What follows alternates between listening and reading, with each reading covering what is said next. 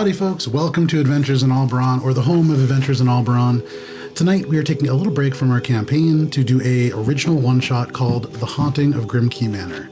Sort of a Halloween themed one-shot, if you will. I'm Joe Treff, your Dungeon Master for the evening, and I am joined by my friends Matt, Tina, and then guest player Dan. Welcome to our table, Dan. Hey. We will get to the characters that we're playing in just a little bit because it is different characters than the ones that we normally play. But for the time being, let me just get a couple of things ready. We have a few announcements before we get started. The first thing, let me pull up my announcements and I'll pull down the music a little bit here. First thing for announcements, we have a website, alberonrpg.com. If you are interested in the setting, the world of Alberon, which is an incredibly intricate setting, you can find more information about that at alberonrpg.com/lore. There is a variety of social media things that we have, Instagram, Twitter, I think maybe even Facebook. Those are all at AlberonRPG. A lot of times we use hand-drawn maps. If you look at our little, I can actually have all these different cameras now that I can use. If you actually look at our close-up camera, bam, you can see we're actually doing a little bit of a dungeon crawler kind of thing this week. So we do all hand-drawn maps, and you'll see more of that as it comes around. But those are posted on Instagram, and so it's a much better place to check those out. And I think, for sound effects, although there are none going at the moment, we use Sirenscape, which is a digital tool set for Dungeon Masters that want to inject some more sound effects or liveliness or what have you into their games. Check out Sirenscape. And with that, that's all that we have for this evening. So I'm just going to jump us right into our read-in because we don't need to do a recap. What was I thinking? It was what? So what was I thinking? What were you I have no idea what these spells... What spells? Spells? Does that?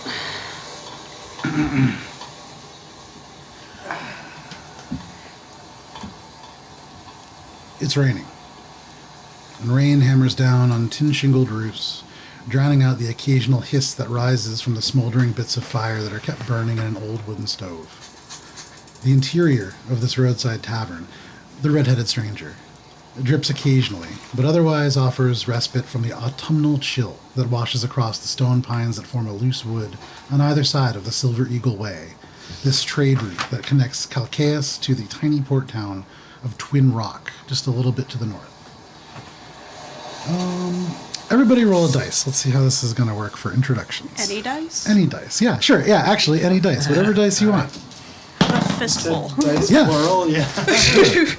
Bad choice. Dice is like Pokemon. You can have as many as you want. Alright, I'm gonna roll... Cool.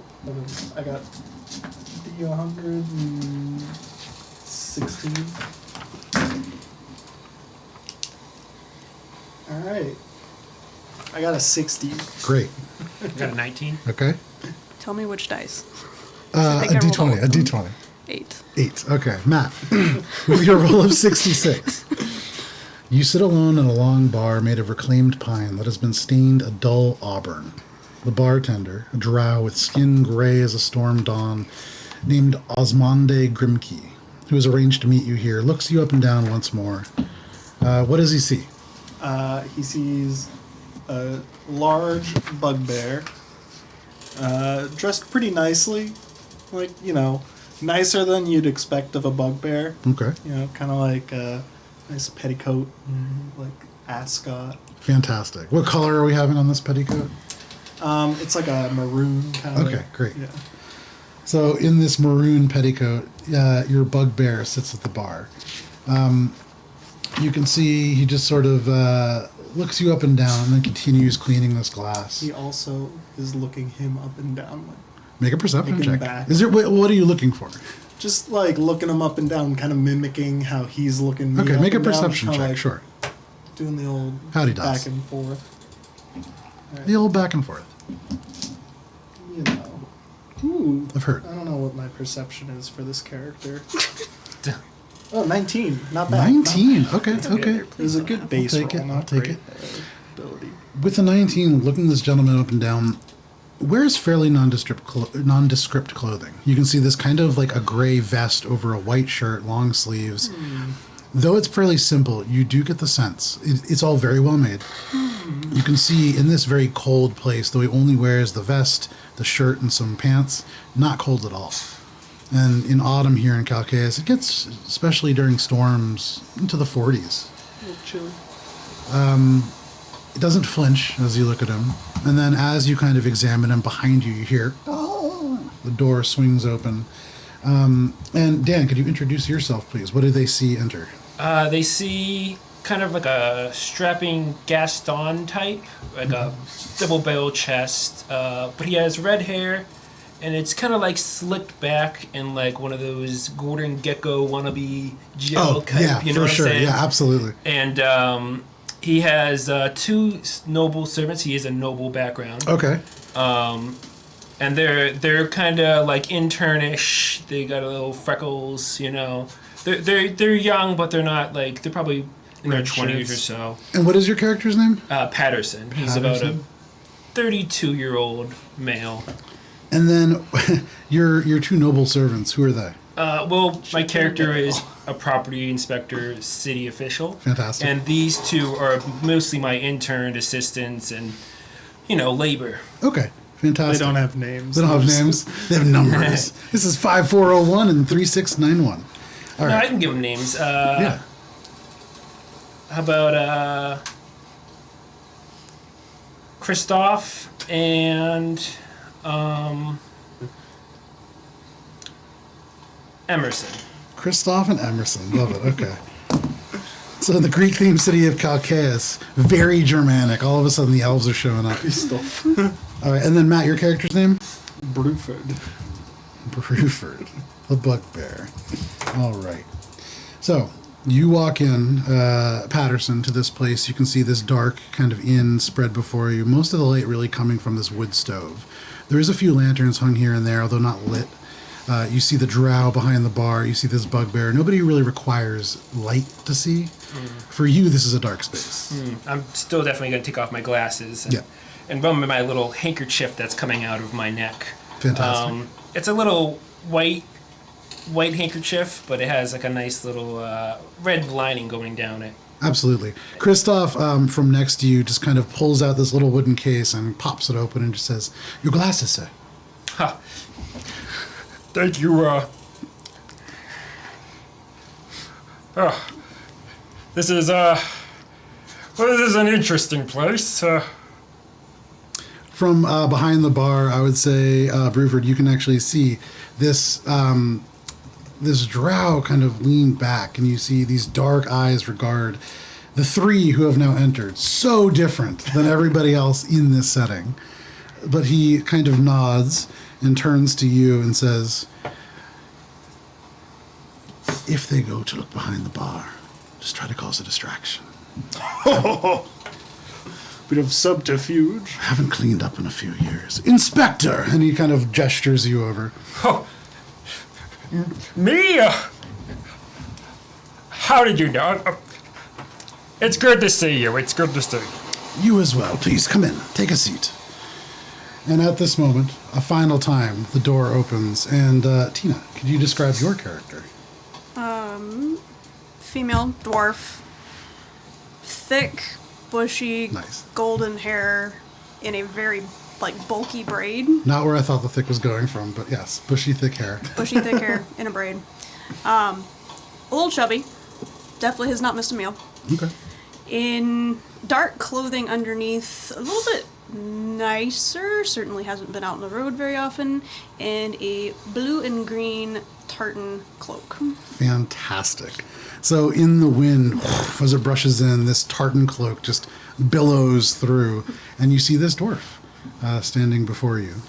Your name is? Goldie. Goldie. So Bruford, Patterson, and Goldie. Fantastic. As the door swings shut, almost on its own accord, you see this drow put the glass down.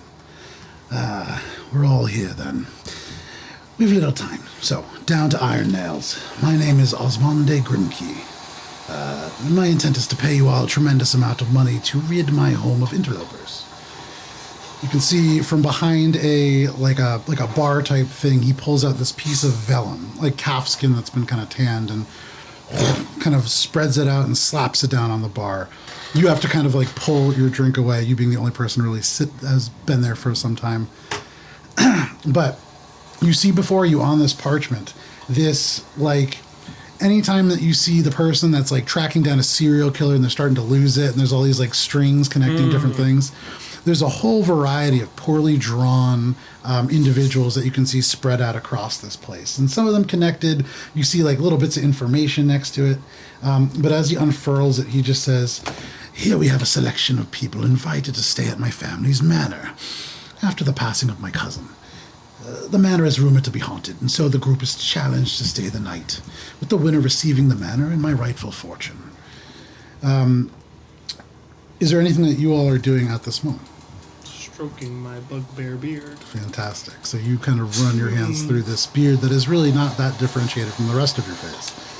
But I'm probably having Christoph clean my chair with the little handkerchief okay. before I sit down in it. Yeah, so Christoph immediately just whips it out and just kind of gets to work on this chair. You see as he pulls the handkerchief away, there's like a layer of dust kind of on it and definitely not cleaned in some time. On this piece of vellum, as you look before it, you can see there are a few names. You see the name Lorebinder Orion Breakwright.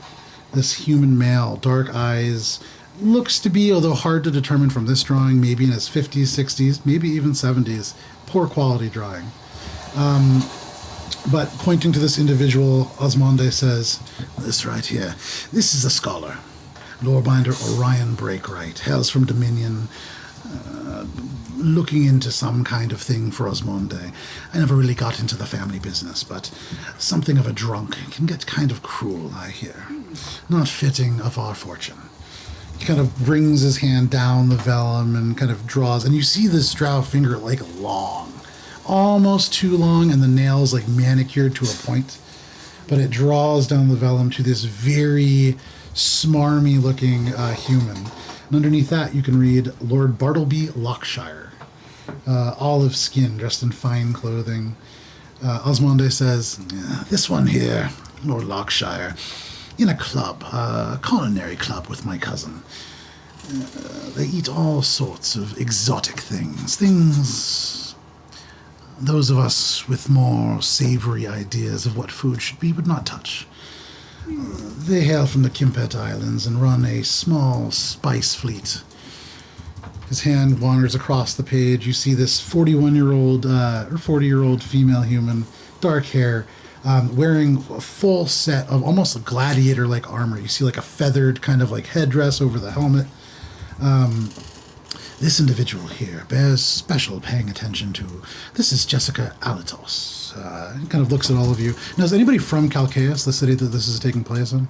I believe I am. You are? So as a city inspector, you would know this individual. Jessica Alatos was a soldier in this a war that ended about 5 years ago.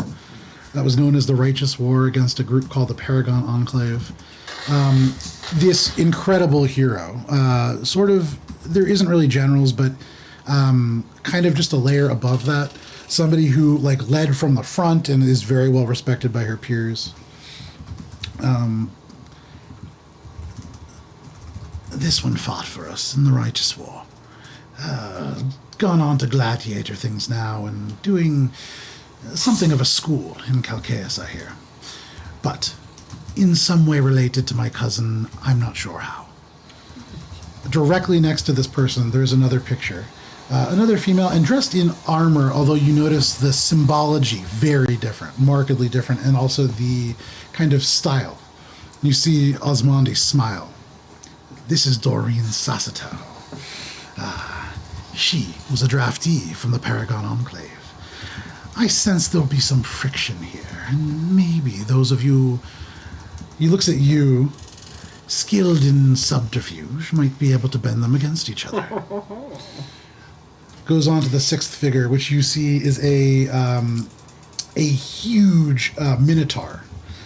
Brown skin, yellow eyes, dark horns. You see this red fist kind of emblazoned on a tunic over plate mail armor. This is Dagon.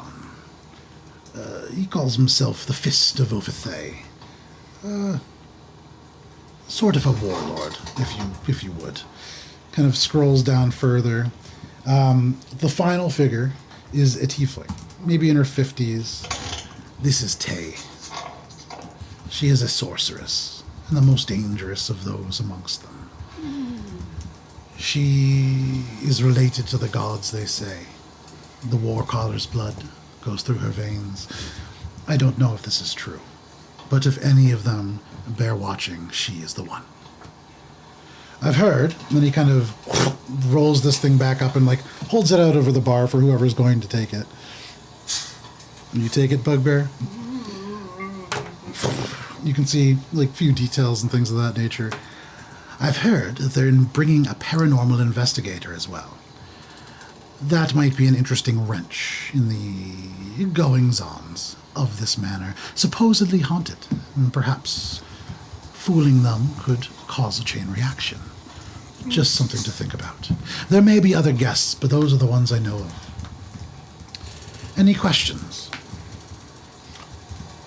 What is our angle? Well, that's really up to you. You're something of a... Improv. He kind of looks you up and down. Thesbian, I believe you said. Oh, you said it, not me. So, it's really up to you. You could all storm your way in. I see you've got quite a bit of muscle, and kind of turns and would look at you, Goldie. Quiet as you are, I imagine some kind of thief, assassin, something of that nature. What? Fantastic. So, maybe not subterfuge, maybe a more direct angle. Now, if we're looking for schemes, You can see he looks visibly worried. I can come up with some schemes. Roll a persuasion check. Assumes that I know what my persuasion is. Yeah. Just roll a handful of dice. Let me get a little music going too. It's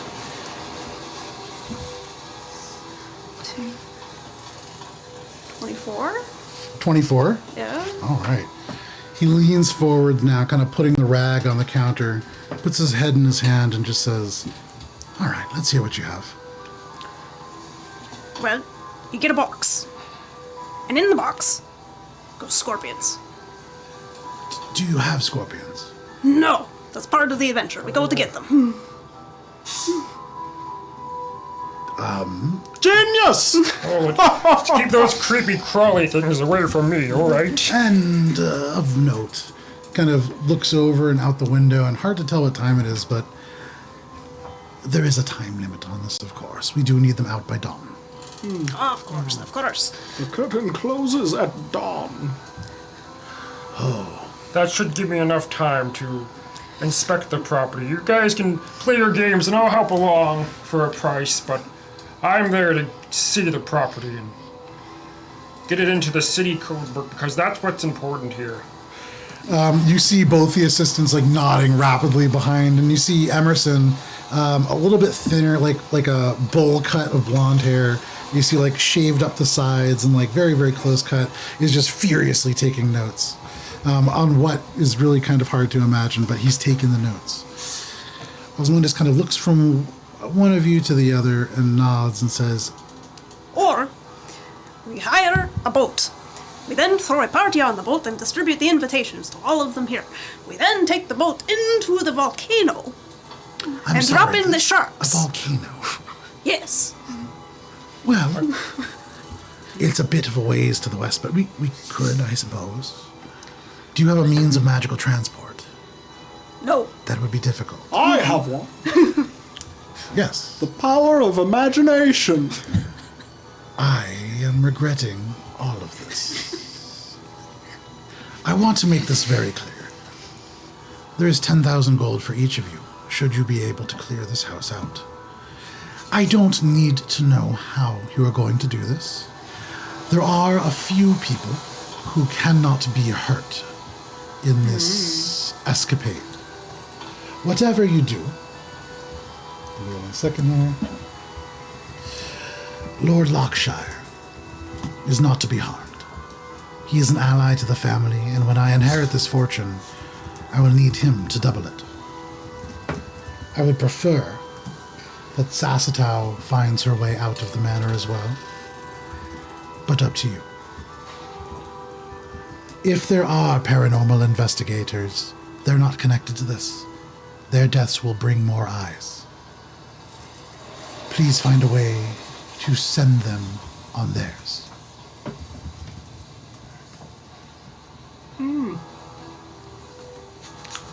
Now, is there anything that you'll be needing, aside from scorpions, a boat, a volcano? He's just kind of like staring at you, Goldie, for this more straightforward venture.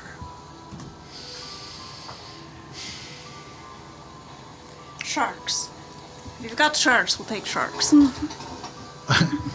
Roll a persuasion check. I think that's a 15. Okay. I was kind of rooting for you on that one. He looks at you and says, the distance from the manor to the harbor would make that a little bit impractical. And I've only one, so I don't want to risk it for a plan that we're going to possibly not enact. Maybe next time, Goldie. Maybe next time. Might be a bit too cold for them. We don't have sharkas. You see, like, the gray skin get a little more gray. The hair seems to almost flatten on his head. The fire dies down a little bit and almost completely goes out with the power of that pun. All seriousness, guys, I could requisition a horse from the city hall, but I would have to, I'd have to sign a Form C to get, it would take a couple of days if you could provide maybe a horse or two. Make a persuasion check.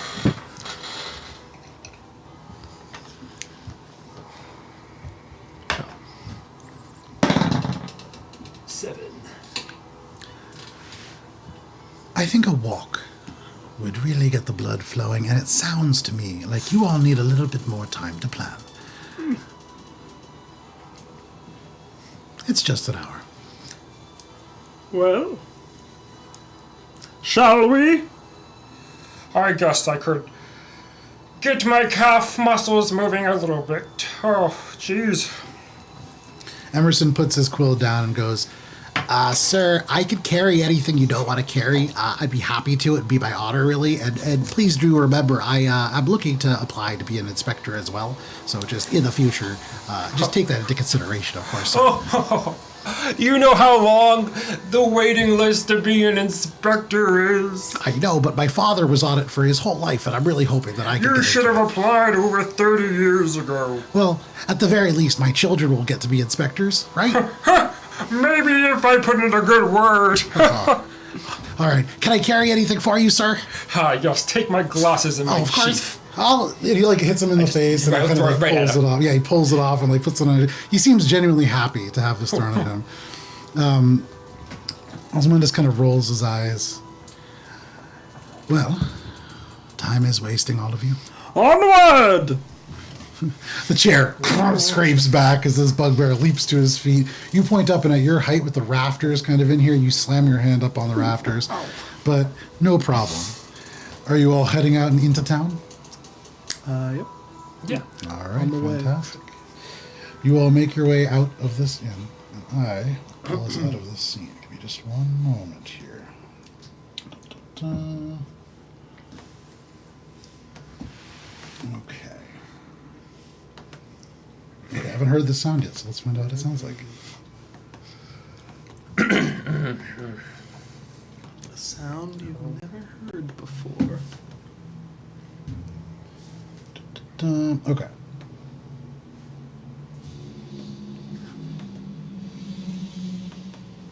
Nice. Alrighty, so you guys making your way on foot would arrive right around 11 o'clock. Nice. Time already ticking by. Is it like 9 o'clock a.m., p.m.?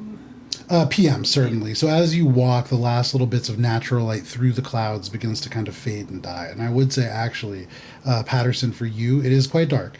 Are you doing anything to kind of light the way? I'd probably go like, Christoph, light? Of course, sir. And he lights up this lantern and kind of holds it up. And anytime that you turn, Christoph like quickly kind of shuffles to the side to make sure the light is forward facing. Every now and then you notice like Emerson kind of like bump him to jostle the light and try to like throw his performance off. You see that residence in front of you, Christoph? I inspected that property about 3 years ago. Oh, of course you did. I'm sure that you've done all of these. They failed. They look terrible, sir. Absolutely terrible. The houses move past. Man. Eventually, you make your way out in front of Grimke Manor. This dark, sort of two-story abode. You can see the remains of what was at one time like a greenhouse out front. Glass, a little, actually, so interesting because both of you guys play in Dominion. In the continent of Mithelstrain, glass not nearly as uncommon as it is in Dominion because there are active volcanoes across the central region. So here, a little bit more common, but this is a full, almost dome of glass with these crisscrossing lattice work of metal. Although dead vegetation has broken through and grown out, probably fell into disrepair some time ago. The main doorway kind of recessed a little bit into the wall. There's a little bit of an overhang. There are lights from within. You can see they look like candlelights, and they're not evenly distributed. They only seem on the first floor at the moment. Out front, you see a couple of carriages. There are 4 horses. On one of the carriages, painted all black, you can see in silver paint, written on it is Edgar and Lana Deepwarren, and then beneath that, Paranormal Investigators. The door is closed, but what would you all like to do?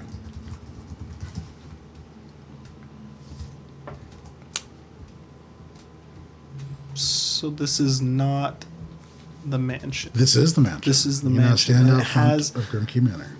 And the name is not Grimke? It is. Wait, what were the names of the paranormal investigators? Oh, so sorry. They're the paranormal investigators that were called to this thing. That is Okay. Edgar and Lana Deepwarren. Okay. And this is like their company car that is outside the house. Gotcha. They are probably inside. Okay. I'm probably gonna walk up to it Okay. and just give it a little once around, like one of those walk around like a cop that you can.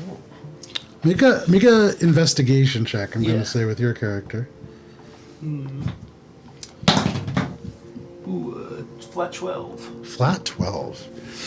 You walk around it, and every now and then, as like Christoph is holding the lantern out, Emerson again will kind of like stick his heel out, and Christoph will kind of move the lantern, swings in the wind, and hard to really get a good look. But from what you do see, it's a well-maintained cart. You can see set up for 1 horse, although designed for 2, which to you is kind of odd. It would be hard moving that way, but kind of hard to tell why. The paint's relatively new. Looks probably within the last 2 weeks. And thus the stage is set. And I'm gonna sneak to the back. Make a stealth check.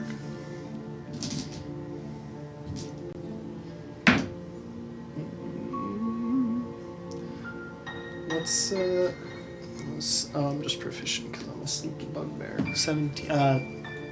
15. 15.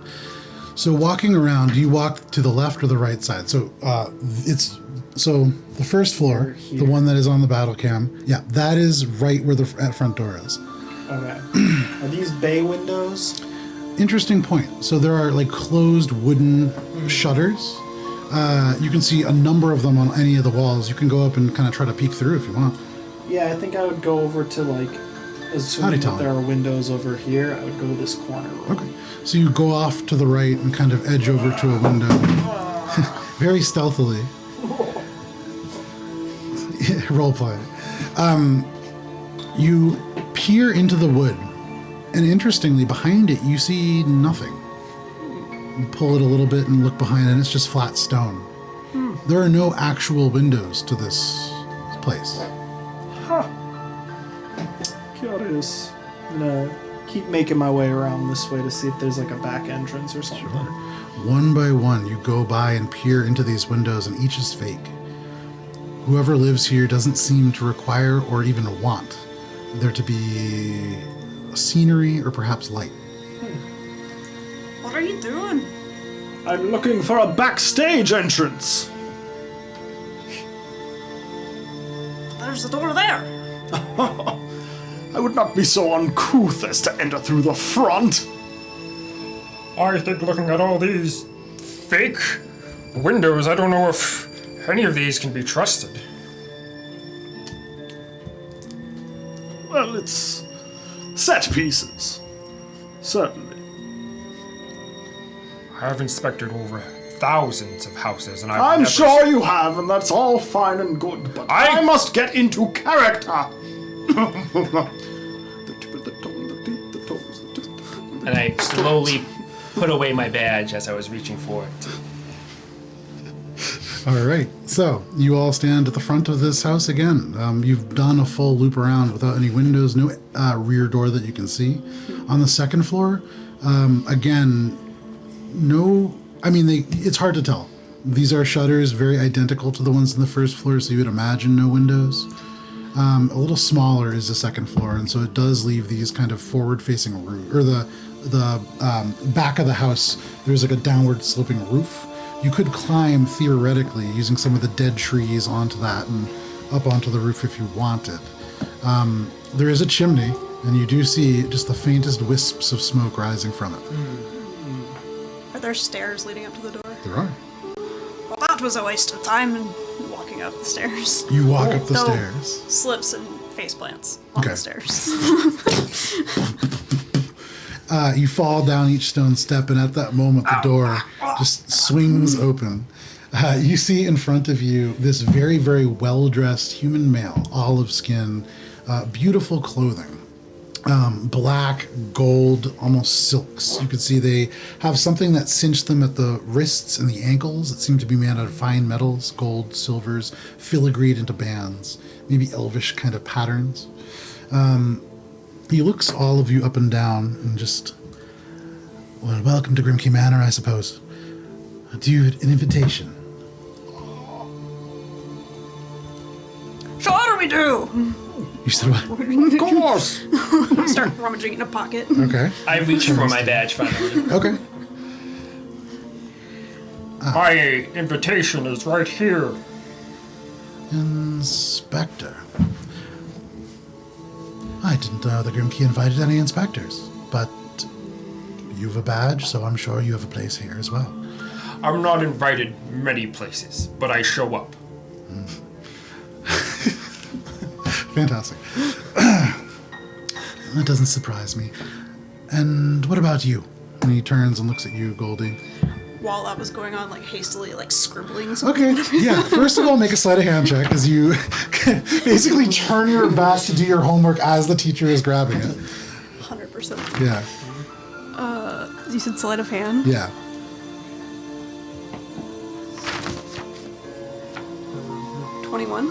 So this is like the behind the scenes, like after you reach into your pocket and pull out this like note, there's like the behind the scenes where they see the hand like enter the pocket and like rummage around through like a million different things. And it seems like messy at first, but then all of a sudden there's like a quill between your fingers and it like moves somehow. And you pull out, still a little wet. Are you proficient in forger's tools? I am not. Okay. Make just a dexterity check flat. I love this character already. Just a piece of paper. I can come in. 18. He looks at this piece of paper. He pulls out a pair of little reading glasses and puts them on.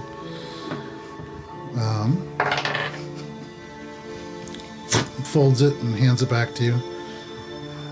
It appears to be in order. Turns finally down the steps at your character. I'm gonna be like, oh, it must be here somewhere. Minor illusion. Make a performance check.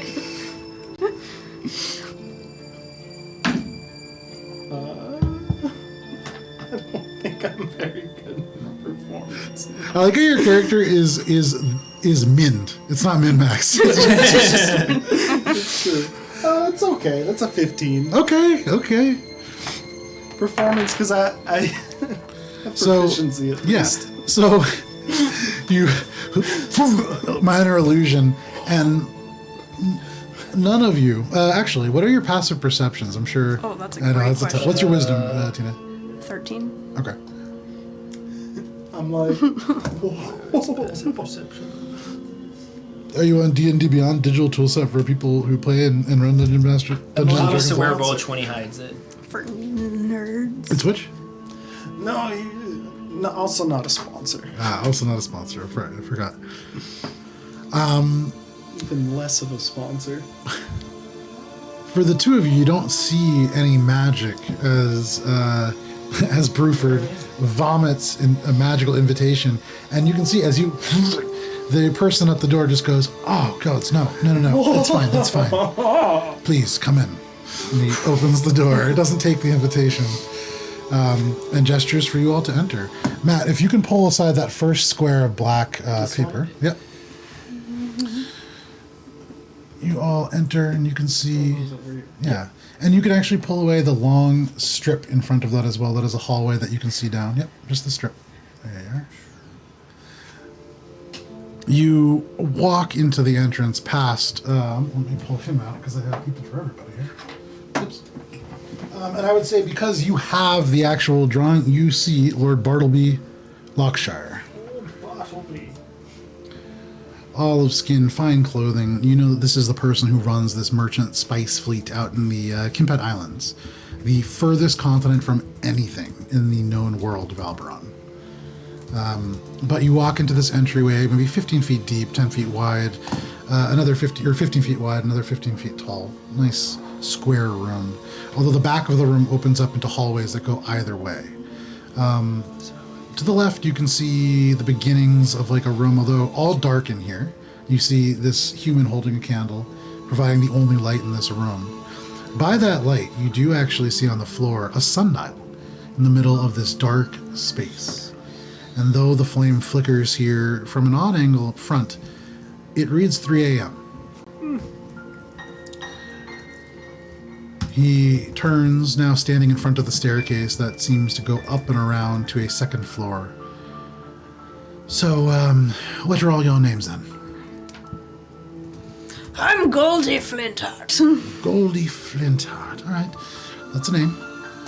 An inspector. The inspector. Inspector Patterson. Patterson. And as you say that, you see Emerson and Christoph both go Patterson, and then just Patterson right at the same time, just trying to interject.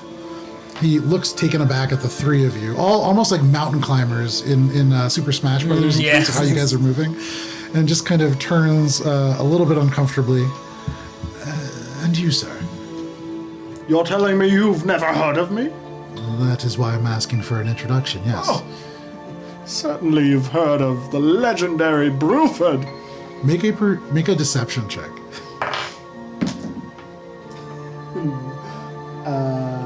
Deception? Mm-hmm.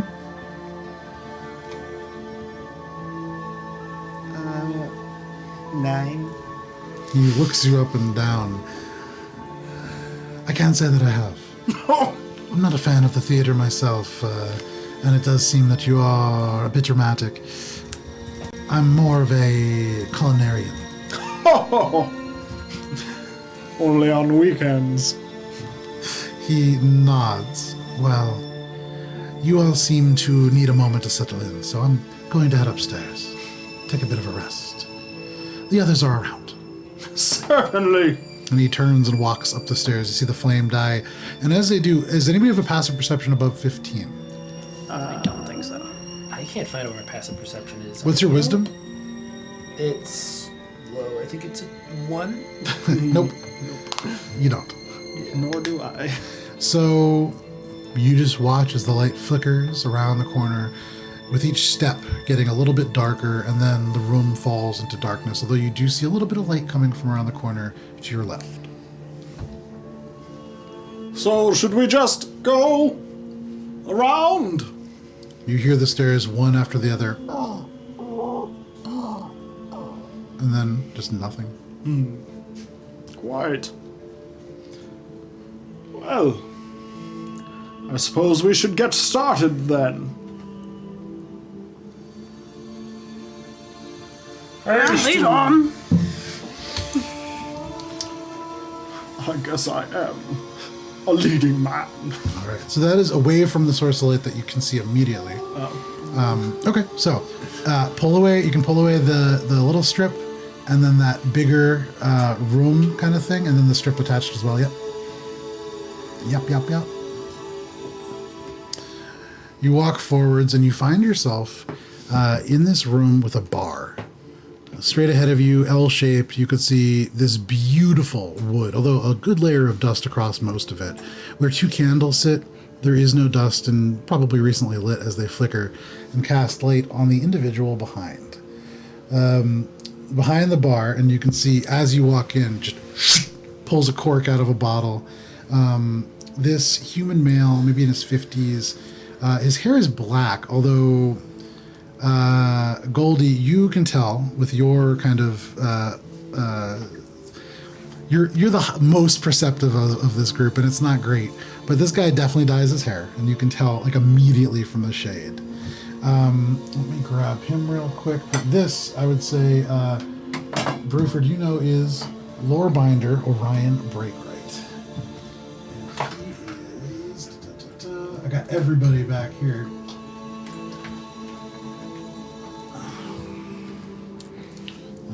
Warriors here. Oh, there goes one of my paranormal investigators.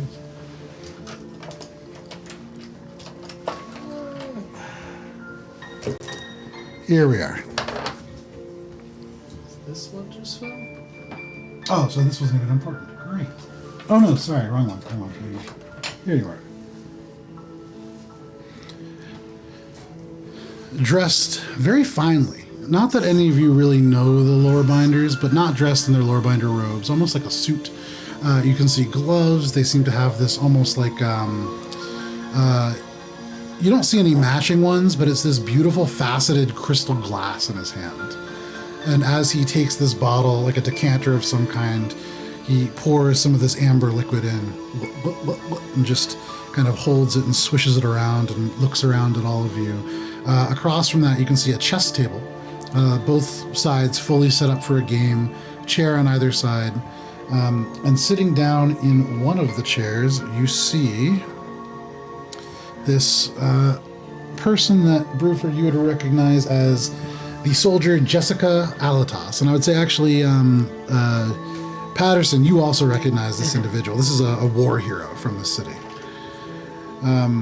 But sitting there, not drinking, just quietly, you can see the eyes turn, and she quickly kind of gives you all a once over, but relatively kind of disregarding. Orion sets the bottle down and looks at all of you. New arrivals, huh? Yes, we have come to inspect the house. Inspect the house. And lay claim to the prize of deed. He sets his glass down and walks around the bar. I'm going to stop you right there.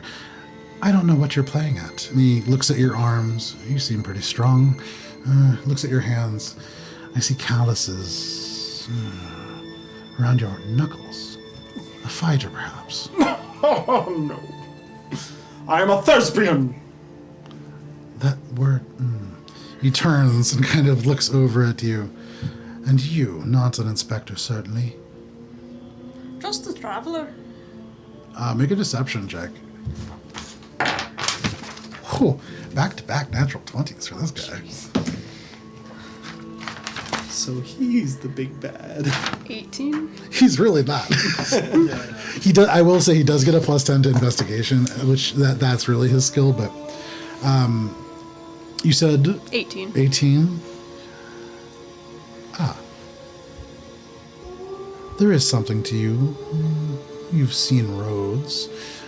Those shoes have miles on them, but similar to your compatriot, all of you have the look of tough individuals. And you can see at this point, Christoph and Emerson kind of point at each other, like questioningly, like both of us.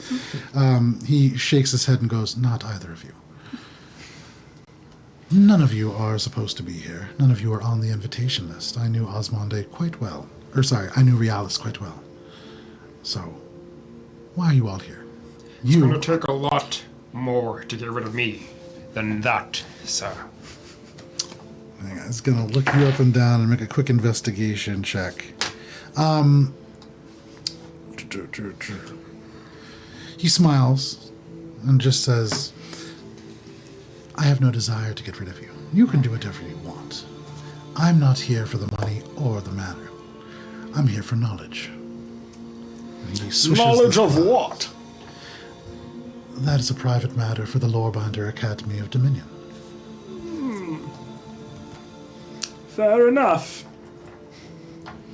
He swishes the glass around and kind of returns to the other side of the bar. If you are all looking to spend the night, you will find that there are less pleasant individuals here.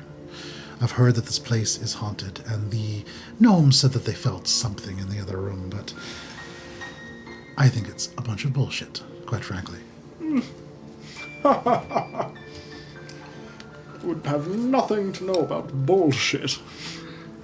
Can I be too careful? I don't know what that means.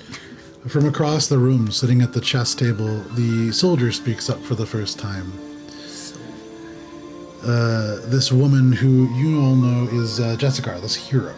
Oh, Jessica. Yeah, she's I guess not a soldier anymore now. She's a Ludens technically. She runs a gladiatorial school, but she speaks up for the first time. There is something to these ghosts, you know.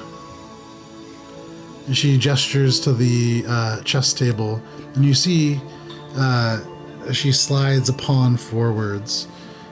A couple seconds pass, and then slowly on the other side, scraping along, this of a pawn moving forward opposite that.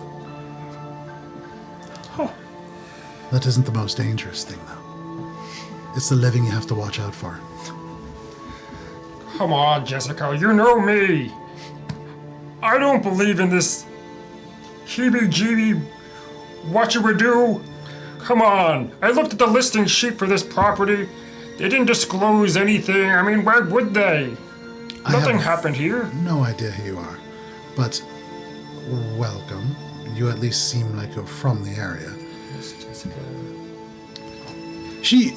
She's very famous. She probably you may have met her. She has no idea who you are. Okay. But she turns and kind of says, Oh, no, of her.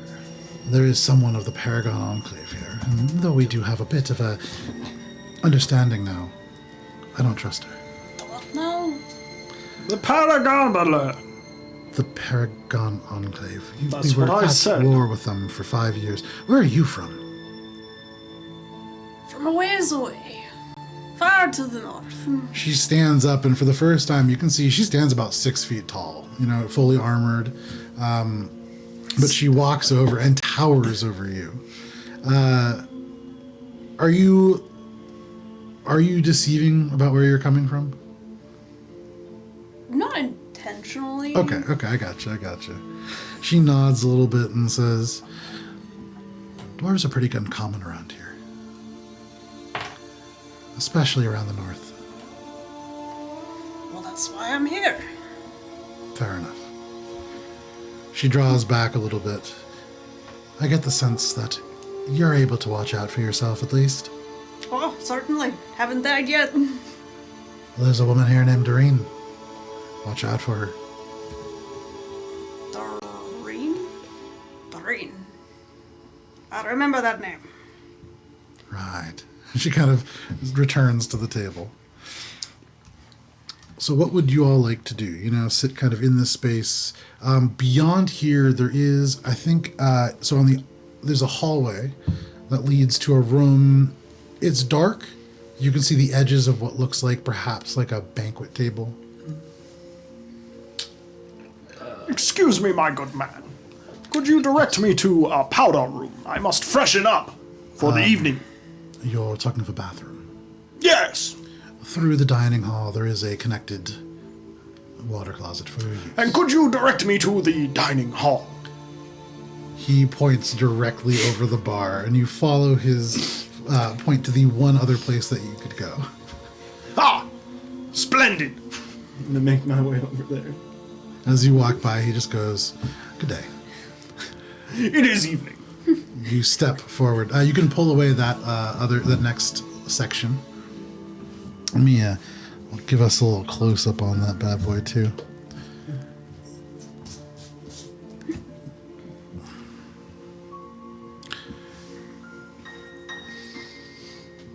So, stepping forwards, you enter into this kind of broader hall. Looking to your right, the hallway kind of goes down maybe like 15 feet, and then if you want to pull away this broad piece here, you enter into this room, and as soon as you take a foot forward, you hear two voices at the far end just go, "Shh!" Oh, And looking by, you can see Paranormal Investigator number 1, and I have a little gnome somewhere. I feel like I did drop them. I just don't know where they went. It's dark down there. So, this is Paranormal Investigator number 2. I found another one of these that just fell again. Nice. Yeah, the bats fall. That was another base. Oh, yeah. Who knows? 2 gnomes. You would imagine that this is Edgar and Lana Deepworm. You can see they both probably about 2'5", 2'6" at their highest. They're seated behind on a single chair together. They're like a quarter of my size. Yes, they're tiny compared to you. And for you, for a moment, it's just like children. But then as your eyes adjust to this kind of dark from the little bits of light in the other room, you can see like kind of graying hair. Probably older are these gnomes. But one of them, the male, it's a male and a female, speaks up. "We just asked a question and we need to listen. Be quiet." What was the Quiet. question? I didn't hear the question. And the woman kind of stands up. "You've messed it all up now." Oh, was I not supposed to make my She entrance? flicks her hands and you see these 2 lanterns on the wall to life. And she just shakes her head. You see the little gnome kind of pat her on the shoulder. "It's all right, dear. We're asking the spirit what they're doing." Right. I am trying to use the restroom. Just around the corner. And so I'm trying to remember where I put the bathroom. I want to say if you pull away, that little strip right there. Nope, not that one. The other one nearest Jessica, I believe, is the bathroom. Yep.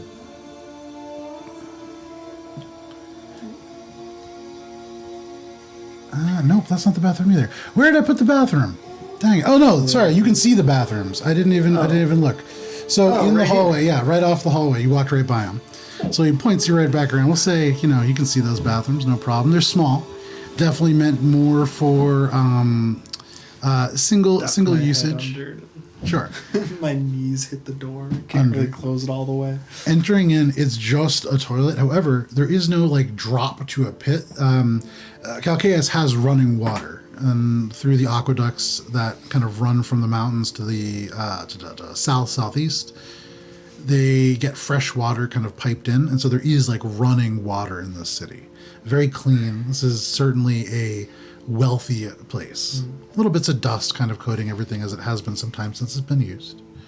But you can utilize the bathroom. Mark that off on your character sheet. As this bugbear enters the bathroom and shuts the door behind him, what are the 2 of you doing? Goldie and Patterson, and Christoph and Emerson. I'm probably going to be turning into Emerson and Kristoff, a little bit embarrassed that I thought someone would notice me, but I guess I do not know them. I'm trying to regale my spirits and... Sure. Yes, high society people. What do you think of this place? Emerson immediately pipes up and just goes, well, I feel like the ceilings are just a little bit too short for this really to be considered a grand hall. And I wasn't talking to you, Christopher. Oh. Goldie. For me? Yes. I mean, it's a nice building. Could fit a few sharks in there. Yes. You can see the woman look over at you and just go, sharks? Yeah. Do you have sharks with you? Oh no. She looks like visibly still very worried about this. She kind of pulls her little legs up to the top of the chair. I see what you mean. 35 by 35 right across the beams. You can see like Emerson begin to like write furiously. You hear this, and Kristoff is running over with this like tape measure and like starting to try to like measure the dimensions of the room. In the middle of this conversation, Goldie is very much looking for loose coins. Okay, make a investigation check as you do that. She's not good at this. Yeah. It's 11. An 11. You begin to look around this room. At the very end of the actually closest to you, you can see there's like a china cabinet, and there is like this dust that covers most of the windows, but you can see through it like cups, glasses. There are plates, and you can see the plates do have these actual gold kind of rims around them. The glasses are generally crystal as far as you can tell. And as you pull open this first kind of drawer, and it sticks a little, and you have to kind of open it up, there is silverware just kind of all across, and looking at it just gleaming. I'll pull out one of the plates. Okay, so you swing this cabinet Oi. open. You're an inspector, yeah? What's this worth? As she opens the cabinet, there is this of dust that comes out with it too.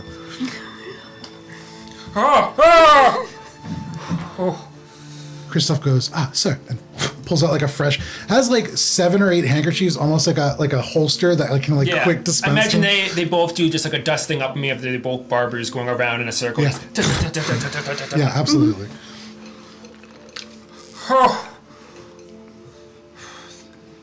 I'm an inspector of houses, not goods, Mom. But if I would have to guess, it would probably be worth something. In the pocket it goes. Okay. You can add 1 fine plate to your inventory. The gnomes watch all of this. The male kind of begins to kind of take a few steps forwards. Your passive was, sorry, I keep forgetting. 15? Sure. 16. Yeah, that's what you get. Passive wisdom. Matt, in the bathroom, are you doing anything aside from utilizing the facilities? I think I am completely disrobing Okay. and getting ready to get into character. I'm going to use disguise self. Okay. And I guess I'm going to make myself appear as horrifyingly grotesque, like probably a foot taller than I am, Okay. really skinny, kind of like Slender Man-y, but like also a ghost, Okay. So you're disguising yourself to look like a ghost. like a spooky ghost. Okay. Hang on. Like a big spooky ghost. So Are you like a Kirby ghost, a Casper ghost, blueberry ghost? A horrible amalgamation of all of them. and I'm also gonna get a Bradford. Or sorry, I'll get some assistants too, just to have them on the board. Oh, Emerson and Kristoff. All right, Kristoff and Emerson. It doesn't matter which one, and then here can be your disguised self.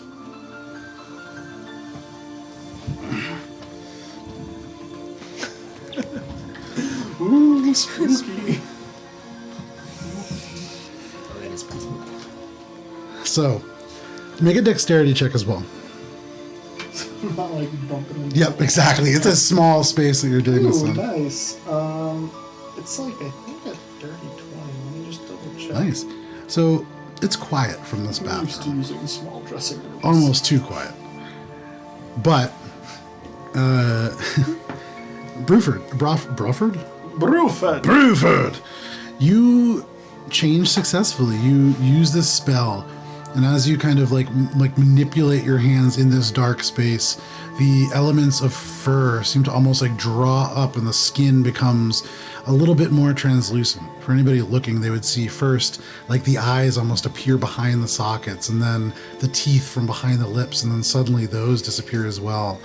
This fur kind of falls down across your back and becomes hair, and suddenly you are this horrifying visage of a spectral entity of some kind. Okay, now I'm gonna be like,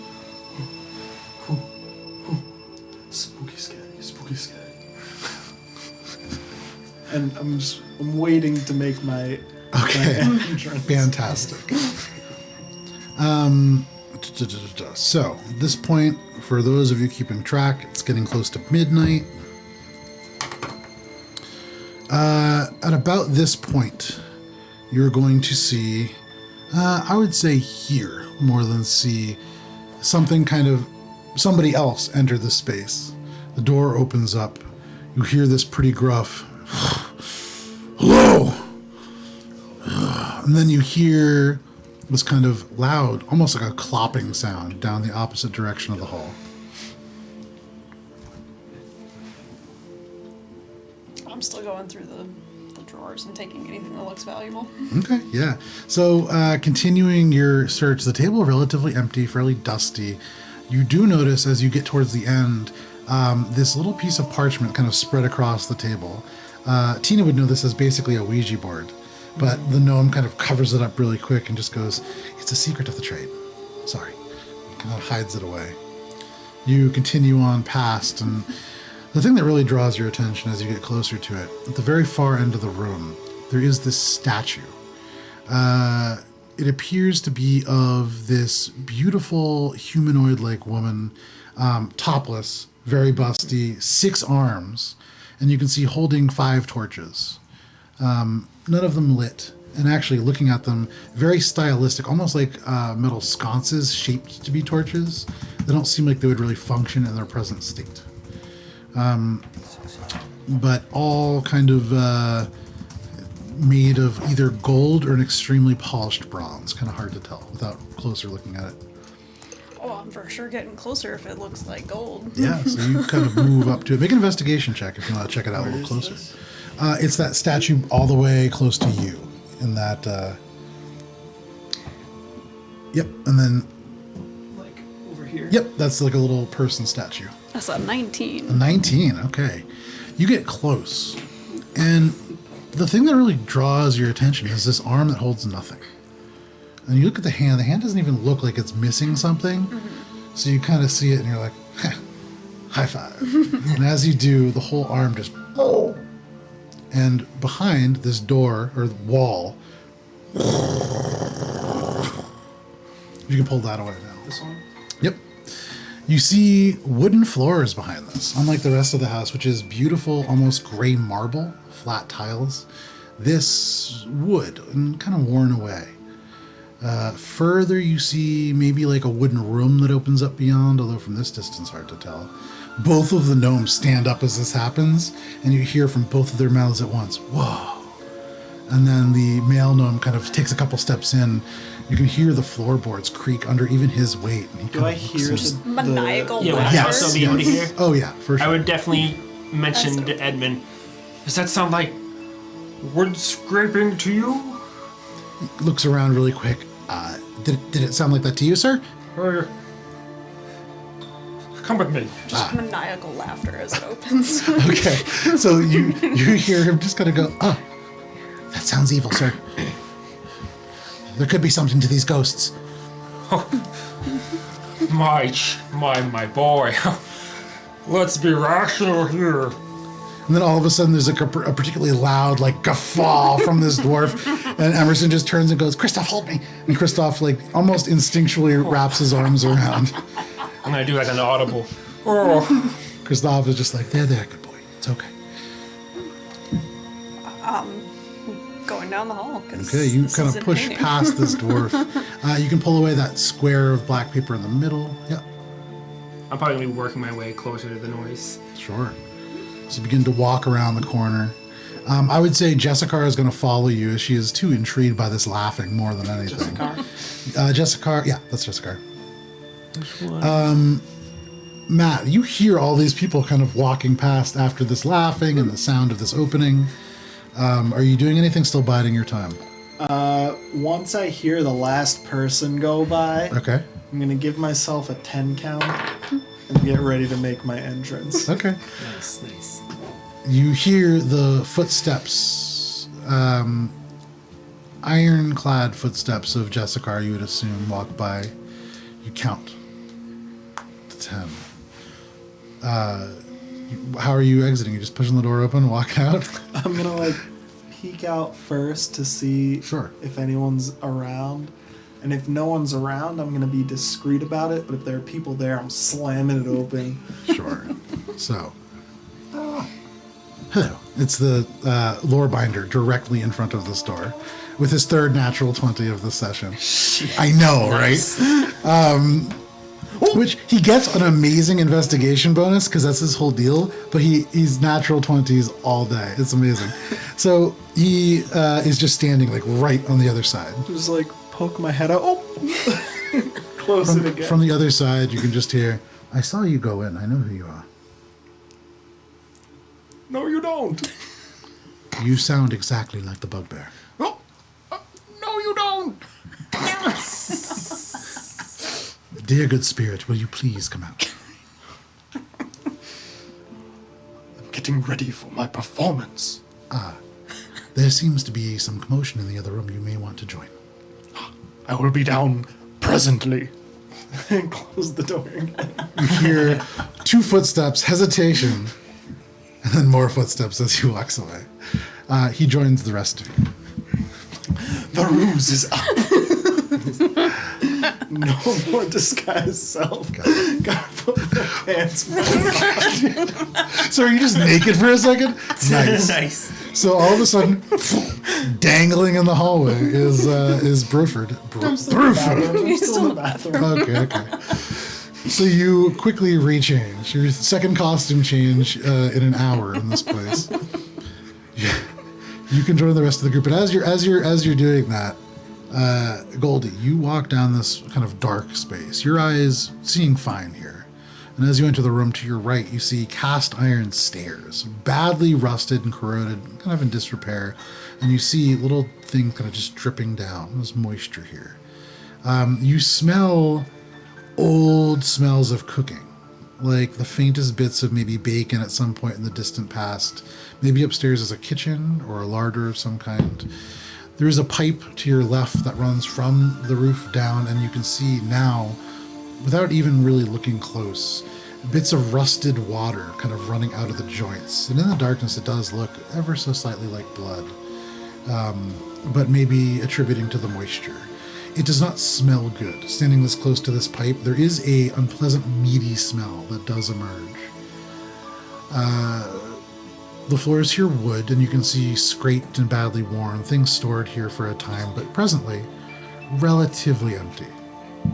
You see the hallways seem to move, and what is your intelligence score? 10. You're in a room. That's pretty smart. We're all pretty dumb. You look up, and you're certainly still inside. There's a roof above your head and walls around yourself. There, I'm safe. That's I'm where good. you are, yeah. For the rest of you, as you kind of enter and file into this space, you recognize anybody with an intelligence above 10. Nope. Oh. Check. Patterson? I think it's not. Come on, Inspector. Don't make me the smartest one of this group. 11. Oh, okay. 9, 10, 11. Patterson, with the sharpest edge of intellect amongst your fellows, you recognize that you're probably in the center of the house. You didn't see any doors that lead here, but as you enter, you look forward and you can see, if you want to move that little strip of paper, you see a hallway that leads to where you would imagine a doorway very close to the entrances. Now, where is the chimney? The chimney? Mm-hmm. You haven't seen the chimney yet. You haven't seen a fireplace yet. Okay. But I would say with that, make a flat intelligence check, or make a survival check. We'll call it. It's survivally. Dang. 2. He's aggressive. I know, for a Sorry. 2 especially. Sorry. Yeah, no idea where that fireplace might be. Usually they're in the middle of houses. Yeah, no, it would make sense. I'd be more interested in the stairs. Okay. You want to climb up them? I don't want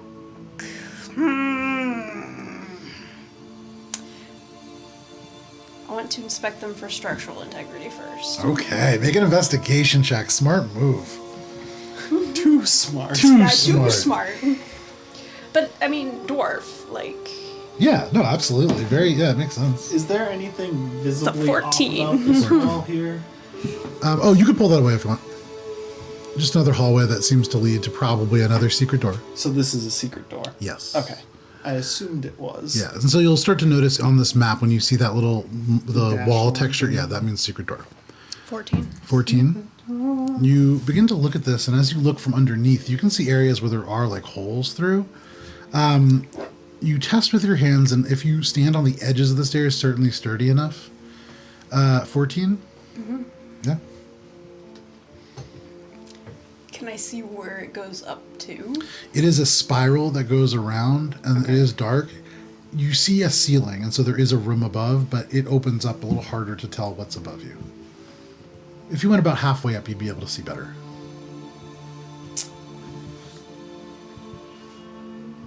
I think there's something up there. Look, Madam Goldie, I presume that these stairs are not safe for individuals. Well, no, but things. Yes, but there could be another I'll start way up. climbing. All around the edges. As you like walk, you see almost like duck walking on the edges. Goldie begins to like kind of holding onto the one railing and moving back and forth. My mouth is just open ajar, my hands right on my caution safety Every tape. single step is just. And you actually see at one point the foot like goes through, and then Goldie just casually kind of takes the next step and keeps going.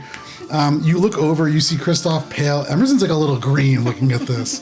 But yeah, it's not a very safe set of I'm gonna stairs. start cautioning tape off. Okay, behind you. It's a homemade like scroll, but like cut very thin. It says caution. on it. Absolutely. So it's this piece of parchment, and you can see areas where, with this almost like very, very fine stitching, it's been probably by Kristoff and Emerson over like the course of many hours making this roll, stitched together pieces of parchment that just say caution, caution, caution.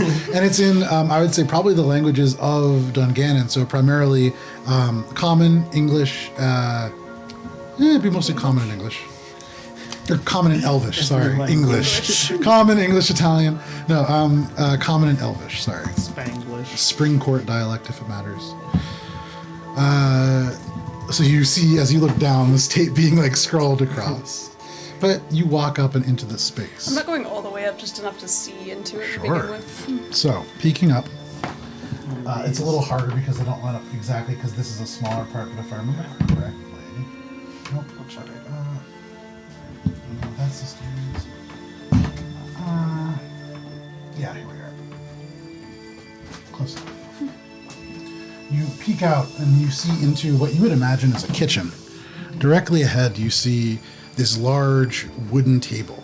There is a cleaver kind of on the side there, and you can see a meat hook laid on top of it. There's like a dark stain across the table and a chain that goes down into the floor.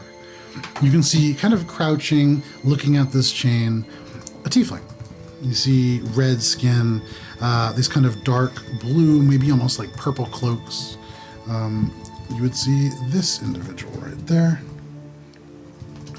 Not Heinrich.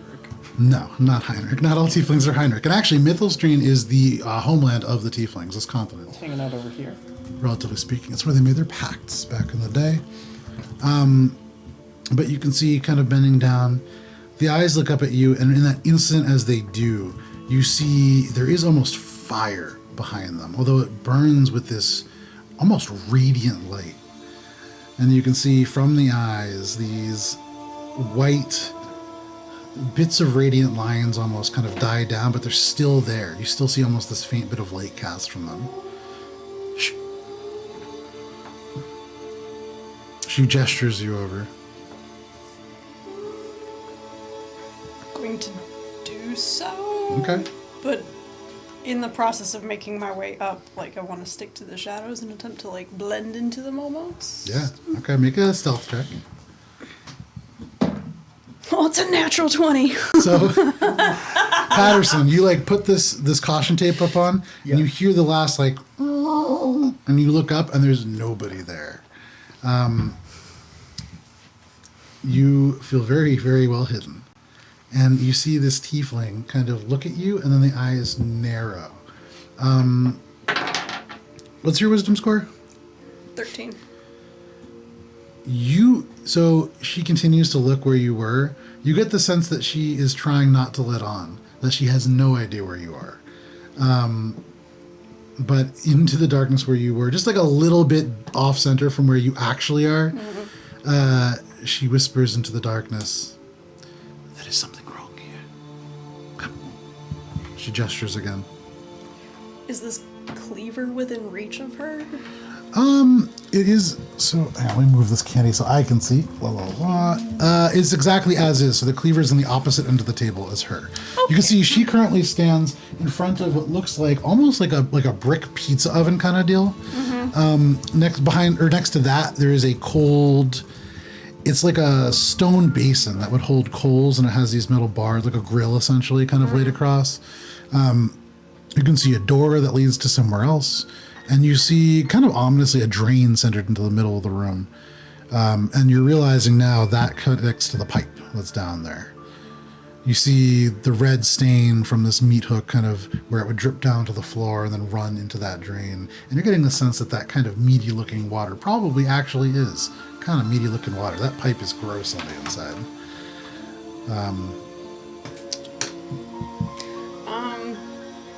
I'll make my way up and kind of pop up to her right. Okay. You pop up. You feel her stiffen for a moment, but she turns. There is something weird going on. Yeah. She pushes the chain, and you can see it kind of swings back and forth and stops. Stick straight. What's that supposed to do? I'm not sure, but not that. I don't recognize you. She stands up now and kind of looks you up and down. Just a traveler passing through. She nods a little bit. Looking to score a few gold, if you will. She thinks for a second. Do you speak Thieves' Cant? I do. Fantastic. She looks you up and down and says, "It looks like you've made a little..." Or sorry, different character. It looks like you've made a little bit of gold in your day. Would I know what that means? You would know that she's basically saying, like, it's a challenge. It's like, are you a thief also, essentially? You too must be a thief then.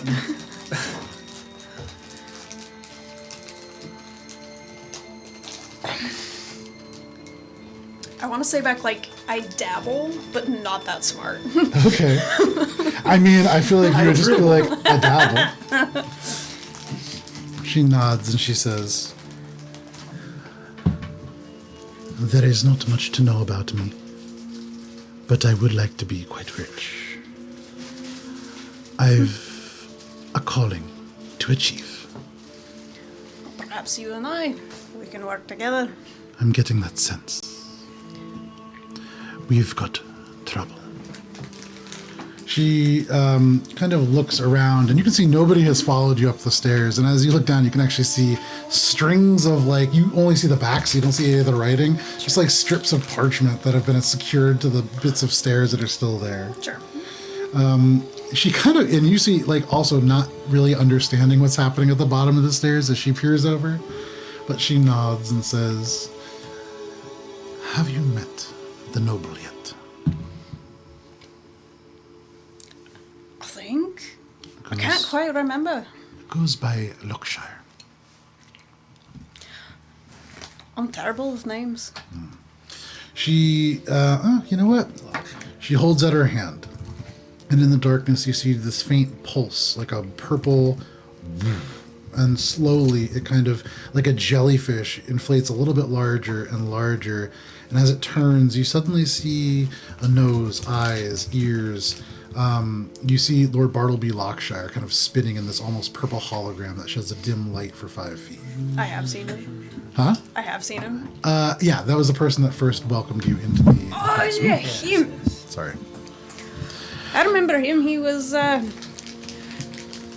little bit rude, if I recall. Well, not surprising. Their type, the elite, always look down on those of us less fortunate. He is a cannibal.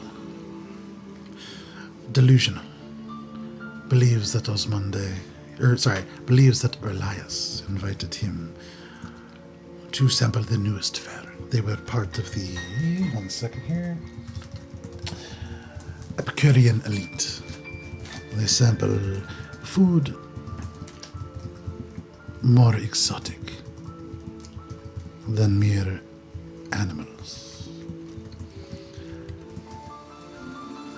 Do you understand? Like insects. You can see she's like behind, even without an insight check, she's like kind of regretting this agreement already. Like you or me. Oh, that's bad. Relias did not keep good company. Present company excluded, perhaps. But there are dangerous people here. She's going to shake her hand and that image kind of vanishes. And then it's going to reform. You do not recognize this individual. Tall, greasy-looking human, kind of balding. You can see the eyes like wide and kind of looking back and forth, even in this hologram. You do not recognize this individual. Nah. But perhaps you recognize this. And as she turns her fingers, you see suddenly the eyes, like it's like the face bubbles and warps, and suddenly like fur emerges, and you see this Minotaur in front of you. Do I recognize this? No, you know what? From the You saw it bell. relatively recently. You saw it on the poster at the very beginning. This Minotaur who is known as Dagon. I'm just gonna like nod and Dagon. yeah. Not really named Dagon. This is Daniel. He has always wanted to be more than what he is, and Relias helped him. He supplied him with this potion to make him a Minotaur. In reality, a spineless human, and so desperate to maintain this illusion, he believes Relias still has this potion in his alchemical laboratory on the 2nd floor. Just somewhere beyond. And she gestures beyond a wall. So all we have to do is steal it and sell it for money. Yes. Big grin. Okay. As you do this, you could see like there's this moment where she has a whole internal thought process and like kind of argues with herself in her head, and then she says, yes, and if you could make as much noise as possible, that would also greatly help our cause. Seems counterproductive, but okay. She nods. Very good. She straightens herself up a little bit, and she is going to walk sort of around over to the left side over there. And if you could pull away that long strip of paper. Yep. You watch as she kind of waves a hand, and this door wall panel kind of to the side. You see a wooden walkway beyond the hallway. She gestures to you to kind of walk out. All these people using their wood should have used stone. Make my way down. She looks and says, it is curious. Is wood more expensive in Calcaeus after the war? Just kind of spit. Roll a D100.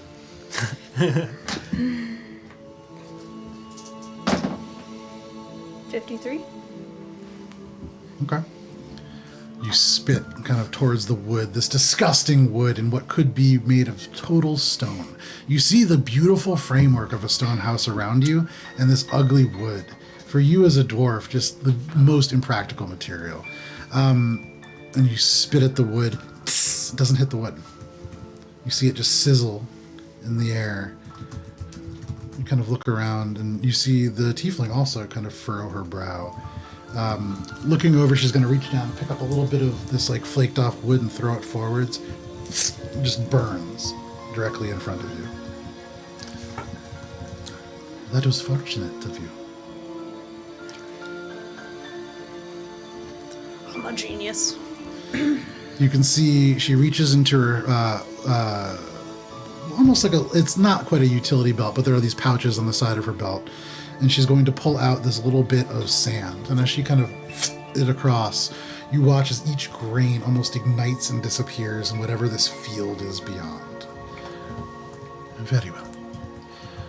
The eyes begin to glow a little bit brighter, and you can see in the red skin these trace lines, almost like earth breaking apart, faults of this radiant light that begin to shed dim light for 10 feet. And she waves, and suddenly you feel whatever it is in front of you dissipate as she casts Dispel Magic. The eyes kind of move back to their mundane state, as mundane as they ever get. Walking ahead. All right. Walking, no problem. For the rest of you, now downstairs, about 10 minutes has passed and you have heard nothing. Is there anything that you were doing? I think I would have come out of the bathroom and then peeked to see where everyone was. Okay. I'm not going to meet up with them, though. You open the bathroom for a second time. And as you do, you would notice, now kind of walking around the corner, standing at about 6'10", close to, not counting the horns, you hear this kind of clop, clop. And as you exit, you see this huge Minotaur, this glowing red fist emblazoned on the kind of white tunic over the armor. You see dappled brown hair with these like beautiful patterns that kind of work into the mane that are braided together and fall into these like red, green, yellow, and black beads all down. He looks you up and down, kind of surprised to see a bugbear just walk out of a bathroom in a dark mansion. But he looks at you and just, where is everybody? Well, I'm not quite sure. I just left this restroom here. So your guess is as good as mine. But they were just in there a moment ago. He looks over your head. Fine. And just... And a wonderful evening to you, sir, as well. He just waves his big hand. And there's something weird to it. As he moves, this kind of hand motion, very like... It's like almost kind of spastic in this, from this big, like, buff Minotaur. I know body language. Make an insight check.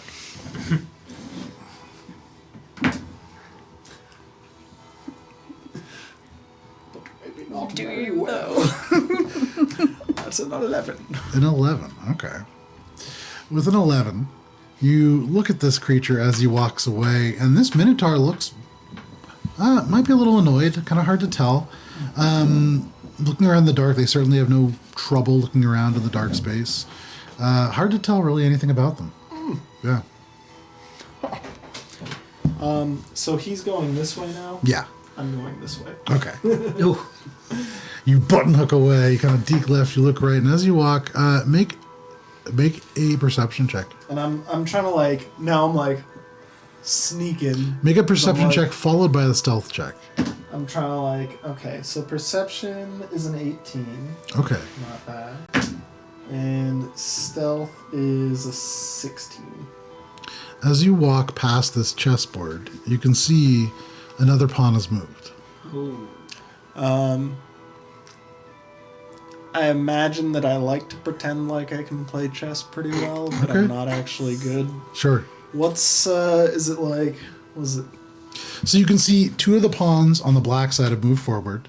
Okay. One of the pawns, and you actually saw this one being moved by Jessica, is moved forward one space. It would be D2 to D4, I believe. I'm going to take the knight on the side that hasn't gone twice. Sure. And I'm going to move it probably not correctly. Okay. I know it's supposed to go in some L shape. Sure. So I guess I'm going to just put it... I guess I can't not go in the right spot if I know that it's L-shaped. So I'm going to put it up to the left. Okay. So you terrible. kind of hop it up to the left, wedging it into the edge of the board, essentially. I think it would be to C4 or something. C3. Okay, so into the middle of the board then you're going towards. Oh no, sorry, It's still C4. the- Yeah, sorry. So out to the left. So you kind of hop over the row of pawns and put your knight there. Knight to C3.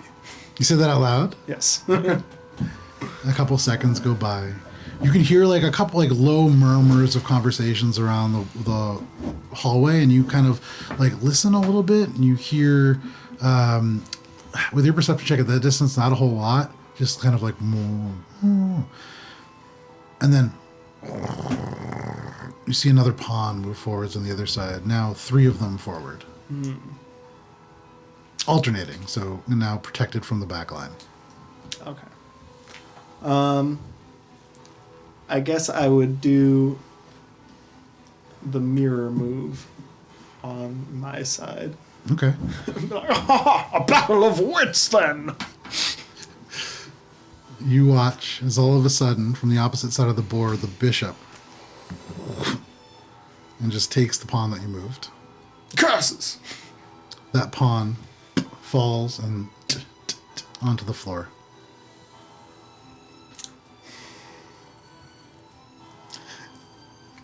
I'm gonna like sit down now and be like, Okay.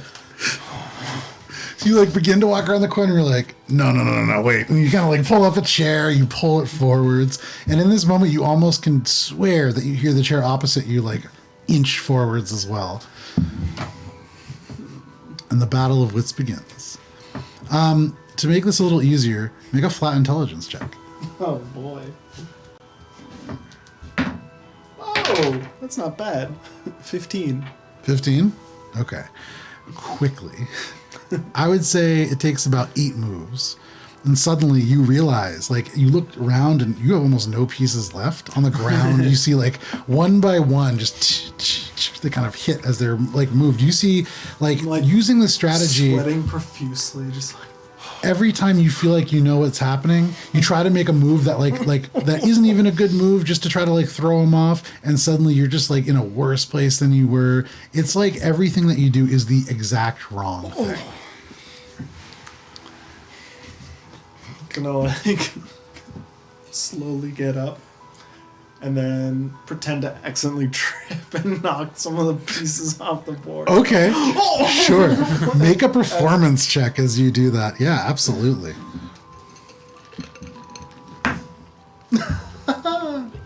That's 19 plus 6. 25. Okay. So in the performance of a lifetime for you, Bruford,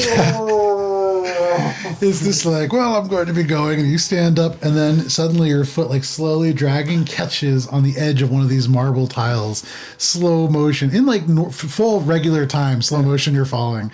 So it's like the long drawn out thing, and then there's a clatter of chess pieces. You hear footsteps. Around the corner, the lore binder kind of pops the head around. Are you okay? Oh, just slipped, my good man. I will be with you presently. He looks at the ground. Oh, you rolled a natural 1. So 20, 21. He nods and says, do be careful. Oh, of course. He turns and the feet kind of move away. Turning around, you look and nothing's changed. We'll call it a stalemate. I'm going to keep going this way, actually. Suddenly, as you begin to walk down the hall, you see your shadow appear in front of you.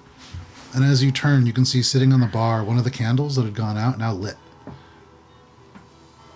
I'm gonna use prestidigitation to turn it back off. Nice. That's not supposed to be that. Little whiff of smoke, and then you see, almost as this thing passes, the smoke swirl, and then lights again. Is someone playing a jest with me? You say that? Yes. The candle at that moment scrapes forwards about an inch suddenly. The flame almost goes out and then kind of dances back to life. Ah!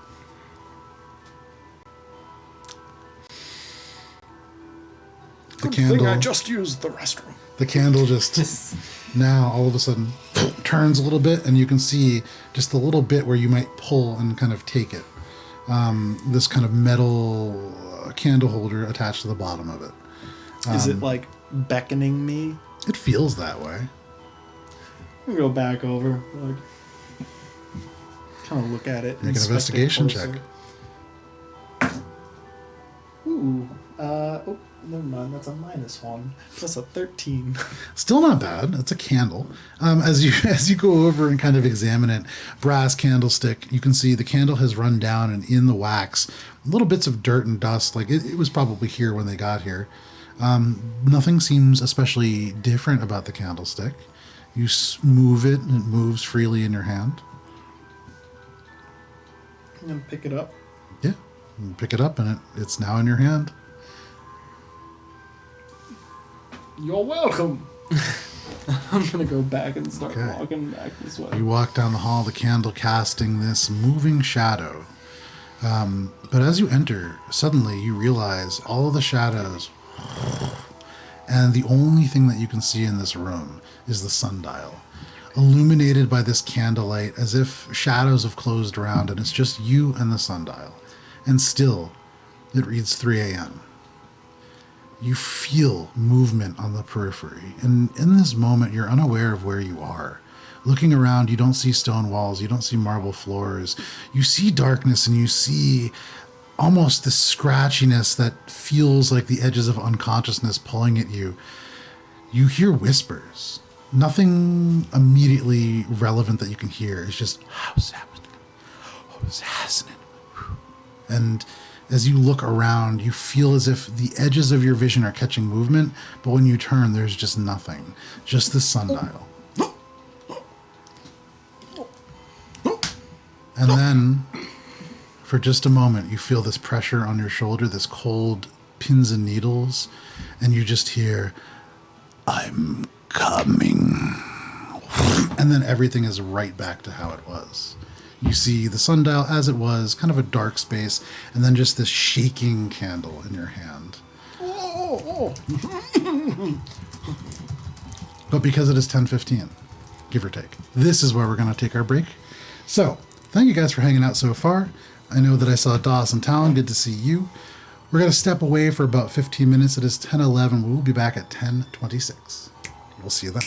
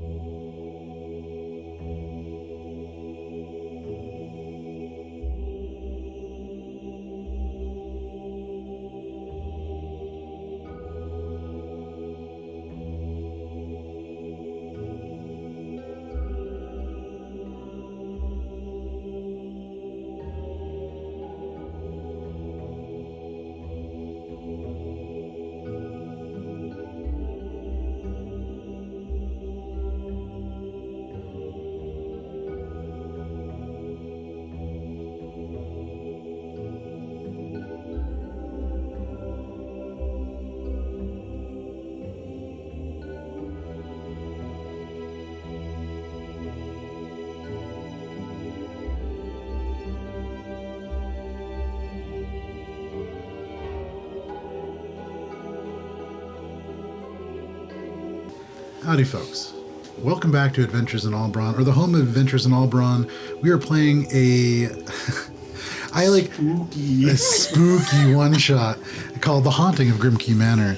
I'm also having just a lovely glass of Prosecco, and I've had one sip, and I really feel it. So, Spooky. it might be the COVID vaccine, it might be the flu shot, which I got a couple hours ago. It could be the Prosecco. It's a cocktail. It could be the coffee. It could be the ibuprofen. It's a fun slurry right now. But thank you for hanging out at the home of Adventures in Alberon for this one shot, The Haunting of Grimke Manor. So far in this evening, we've had our heroes. Heroes is a loose word, but the bugbear actor Bruford. You entering, of course, taking this job for 4 exposures. And really just trying to make your way as an actor.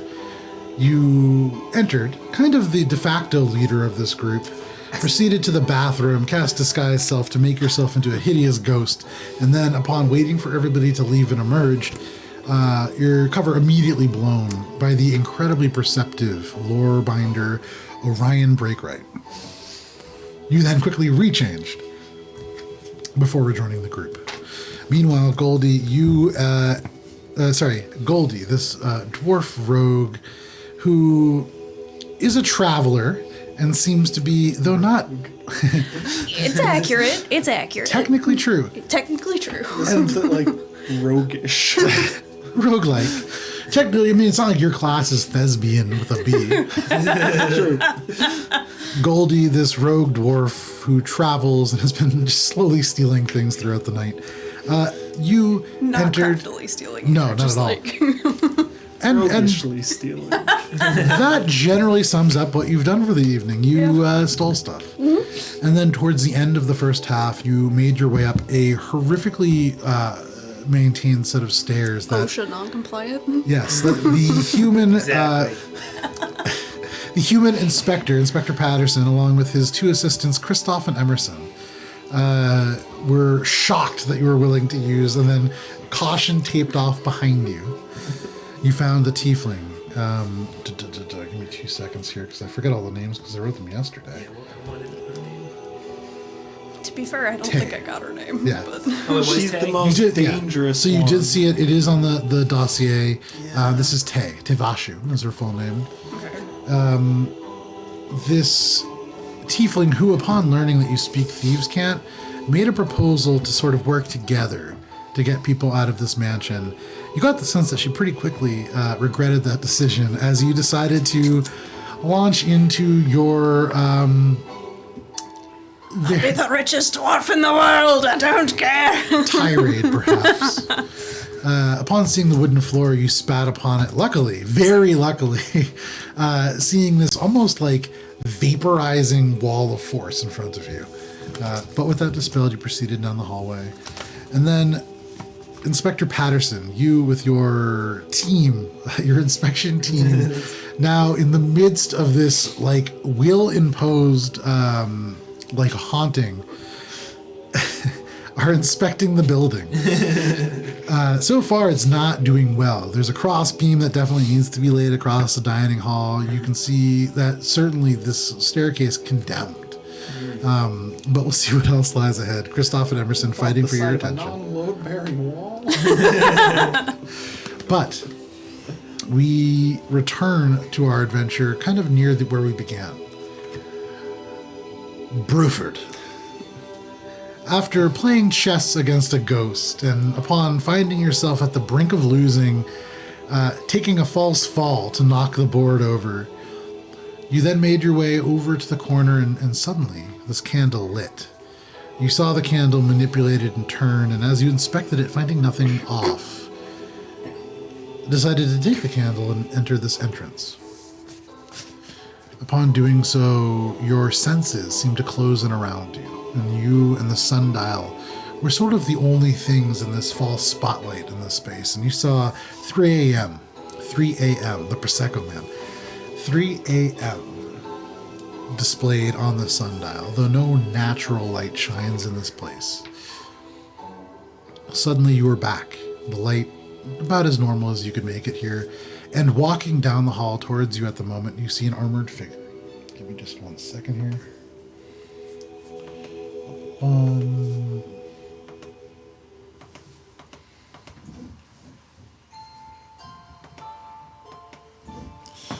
Down the hall, you see this woman, maybe in her 20s. Noble looking face. You can see high cheekbones, kind of pointed features. She wears armor of a different color than you saw on Jessicar. And I would say, given where you're from, actually, Bruford, you would know that this is somebody who represents the Paragon Enclave. Specifically, give me just 1 second here. You are from a region that is known as... It's a territory north of Mistridge, known as the Mistridge Triangle. In that region, the Paragon Enclave operates. It's a loose association of kind of city-states. They were annihilated during the war. And so, like, they are post-World War I Germany right now. Like, horrifically crippled economy, a lot of starving people, out of control inflation, a lot of bitterness in that place towards Calcaeus, the city that you are currently in. But you see this individual kind of walking down the hallways. She looks annoyed, but her eyes kind of fix on you, holding the candle. She steps forwards towards you. Who are you? You don't recognize me? No. A little insulted. You can see the hand is like resting on a short sword, still like in the scabbard, but... I am Bruford, famous thespian. I'm not really the one for the theater. No one here is Philistines. You must be a paragon of virtue. I am from the Paragon Enclave, yeah. Yes. Well, it was a pleasure meeting you. I'm gonna try to go. Okay, yeah. She lets you by. She like turns and lets you by. And as you walk, you just hear this kind of... and just continues walking down the hallway. You can pull away that dark spot right there. So you walk into this room and you actually see just low burning embers in this fireplace before you. You see like the chimney kind of rising up, and you would imagine that is where the chimney leads. You can see there is like a little kind of like couch off to your side, little kind of table situation, glass, with a heavy layer of dust across it. Holding up this glass table, there are it looks like real bone. Maybe ribs of a very large creature that kind of come up to hold the glass in place. You can see other couches, very plush, covered in dust, although one seems to have been brushed off the seat kind of closest to the fireplace. There's like a little grate that is in front of the fireplace itself. You can see through it, the little holes, but it seems designed to make sure nobody accidentally like falls into the fire. There's some tools off to the side. You can take away that little square of paper as well. There's a hallway that seems to extend further into the house. Okay. Nothing out of the ordinary in here. Seems. Make a perception check. That's a 17. You step a little further into the room and looking to your left, there's a globe. Beautiful globe, about 2 feet tall. And it's the globe of Alberon. You see the continents, Gath, Ganon, Darby, Dominion, Mythalstream, Everest, the Kimpet Islands, the Sunrest Islands. Beautiful topographical. As you move your hand over it, you feel like bumps where the mountains are. You spin the globe in your furry hands, and as your hands trace across these giant mountains in the north of Dominion, you stop and you see to the left and the right, there are continents, like chunks of continents almost, of Mythalstream, in fact, the continent that you're on, missing. The extreme east and west tips of the continent, like 2 chunks perfectly missing, including Calcaeus, where you are. Is there significance to that? Like, with a perception of 17, as you look around the room, you cast your glance over towards what looks like maybe like a bookcase. I'm trying to remember if I actually drew Over it here? in. Yeah, right there. You see a number of books, all really dusty, and you can actually see cobwebs stretched across here. But with a roll of 17, you see on either bookend, serving as bookends, these pieces of continent that would fit. I'm gonna talk to my lamp friend, or my candle friend. Okay, hold up the candle. I suppose I should replace these. Still holding the candle when Sure. I pick up one, so like close to burning all the books, but not Okay. grabbing the two pieces to go put them onto the globe. You take one with Calcaeus on it, actually, you can see. And the other, the far extreme end, lots of volcanic activity and stuff you can even see on the map. But holding it up to the globe, they would certainly fit. Well, I suppose I will fix this for whoever. And then you hear from the globe something unlock. Where did the click come from? From the globe. And as you look at it, you can see the very top has kind of lifted slightly, and there is a seam that runs down the middle. You could open it. I'm gonna open it. Okay. Curiosity kills the cat, but not the bug bat. As you open it, it's like these two doors that swing to the side, the world opening up. And at its core, instead of molten lava or rock or earth, hanging in the empty space from a crimson silk string is a single key. Looks like a door key. Methinks I shall take this for later. And you take it, and the flame seems to almost dance a little bit. Oh, you liked that, didn't you? Hard to tell. Meanwhile, Goldie, you step on the second floor up and into the hallway. Matt, if you could pull the long strip of paper. This one? Yep, and then that one, yep. You kind of step forward down the hall. You can see there's a door to your right, a door to your left, and if you get to the edge of the hall and look down, you can see there is a door in that hallway as well. This way? No, that's all there. But at the moment, you're kind of in like a Z-shaped hallway. There are many doors off here and there. Kind of like over my shoulder. Which one is it? Well, if I knew that, I would have already gotten it. My sense is, though, and she gestures over her shoulder the opposite direction, one of the two locked doors there. Well, let's try those. Have to. Go to the closest one. So you guys walk all the way down the hallway that way. There's two doors, one on the left and one on the right. Make a investigation check. Because I am so good at that. That's a 10. They're both made of metal, these locks. Ooh, what kind of metal? Stone cutting specifically is stone, not metal. But tell you what, make a flat intelligence check. That's a 5. It's not gold. not. That's kind of, and then you lose interest. I mean, it's not really worth anything. Our combined intelligence is a max score. That's all you find out. Cool. I'm gonna pick the lock. Okay. Yeah. As long as it's not trapped.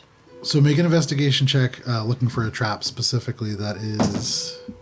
I believe I have advantage on that. You might. I believe I do. Which is 18. An 18. Okay. So you get towards this first door. Looking into the lock, you can actually see through. Though it's locked, you can see like a little bit into the first room. All the way across, maybe like 15, 20 feet.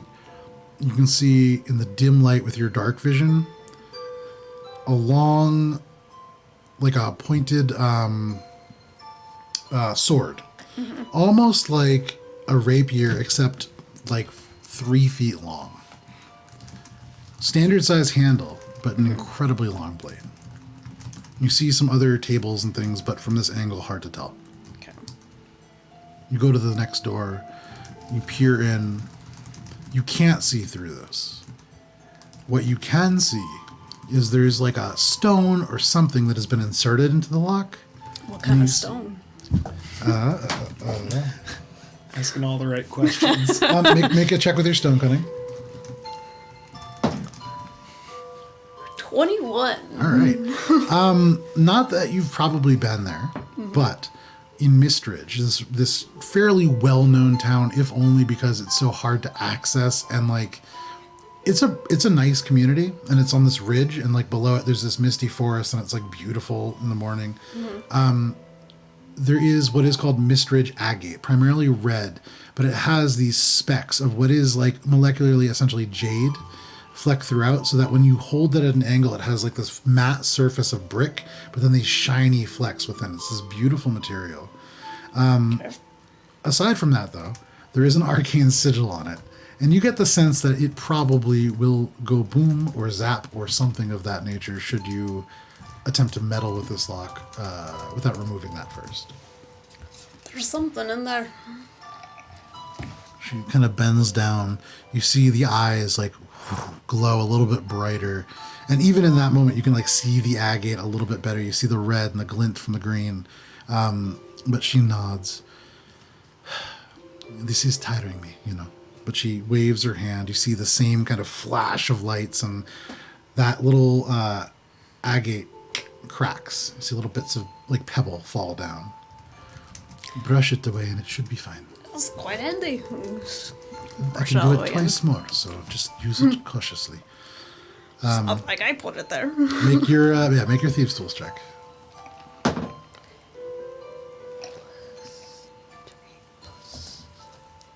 23. You work on this for a little while, and you're confident. You've done this before, and you've picked many a lock. And as you work on it, there's something weird about this. Your tools, as they touch the back where they should find some kind of tension, it's like they become rubber. And you find that you're unable to pick this lock. And you get close. You can feel like pins move every now and then, and like you can turn it a little bit more, but there's something that just prevents you. What's this door made out of? Metal. I'll say with your previous stone cutting check, it's iron, not it's iron.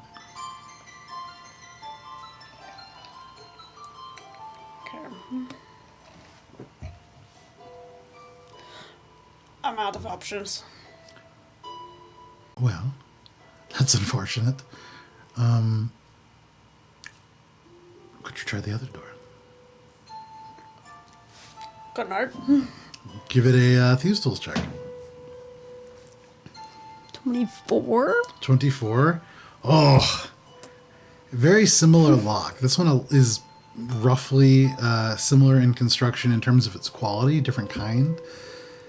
This one, almost you feel the first pin give, and you can turn the torsion wrench a little bit. The second one gives, you could turn a little more. The third one gives, and suddenly, almost on its own accord, it turns back.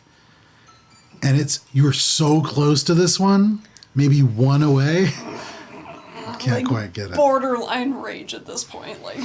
You can see she just takes like a quick step back, still smiling, but just like a step away. What is this door made out of? This one is also, so these are fairly identical doors. Okay. And at this point she says, whatever Rias is keeping here is important. If you cannot open it, it might behoove us to find an ally, even if temporarily. There's a whole bunch of people downstairs, but I don't know that they're going to be any more help. You can see she thinks for a second and says, there is a scholar here. He calls himself a lore binder. They have quite an eye. I think maybe I met him. Don't hurt yourself. I can contact him. You can see your eyes close. Patterson, as you kind of rip off the last little bit of caution tape to secure this, you can see the lore binder, who has been looking up for a second, suddenly kind of close his eyes and then open them again. You can see behind you now other people milling about. These two gnomes are like going around. One has a magnifying glass and is kind of peering along the edges of the walls. The other one you can see has these like little strips of paper, and she's now like attaching them to the wall somehow here and there. You can see this soldier is starting to kind of look impatient. She's kind of moving slowly towards the door, seeming to kind of head back towards the bar. What are you doing, Patterson? I'm probably... Emerson, Christoph, I think you guys did a very good job here. It doesn't sit right for me having that old little lady up there all alone.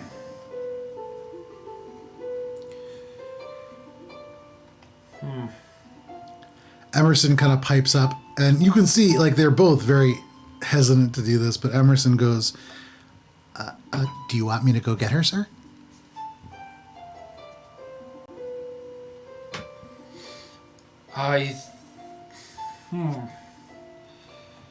No. I will go myself. And I roll out a leather case of just gloves, and on the farthest right side it says Old Faithful. And I take them out and I slap them on my hands. You hear from the other side Christoph turn and just go, he's so cool. And I take a deep breath, I compose myself, and I start an ascent going around the yellow tape. I like the idea that you just rip the whole thing down and just walk up. But yeah, it makes more sense to carefully go through, I guess. So carefully you kind of move your way through. You know, Each deliberate step. Yeah, absolutely. Just for fun, make a dexterity check, we'll call it. Yep. Flat dex.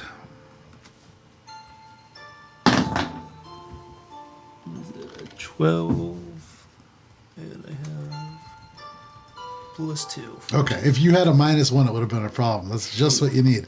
So you step up, and under your weight, a little heavier than this dwarf, it's loud. And you have to, like, as you put it on, it's slow, and it's like this. And you, like, feel the metal begin to give. And then it sits, and you kind of take the next step, and the next. You get to the step with a hole straight through. You remember, like, the dwarven foot kind of passing through it?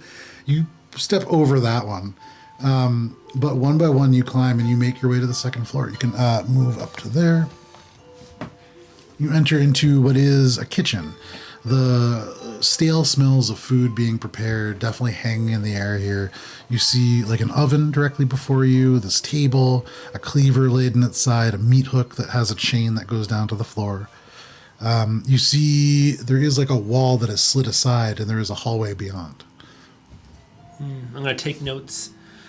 Obviously, a cleaver in a room. I'm thinking to myself, that's not up to code. I'm going to walk down the hall, though. Okay. So kind of noting the different deficiencies on your pad of paper, you walk into the hall. Immediately, you see a door to your right, a door to your left. The hallway goes around the corner. And then as you turn to your right, you see kind of like bending down and like shaking her head, the dwarf. And then this tiefling with her eyes closed and then they open.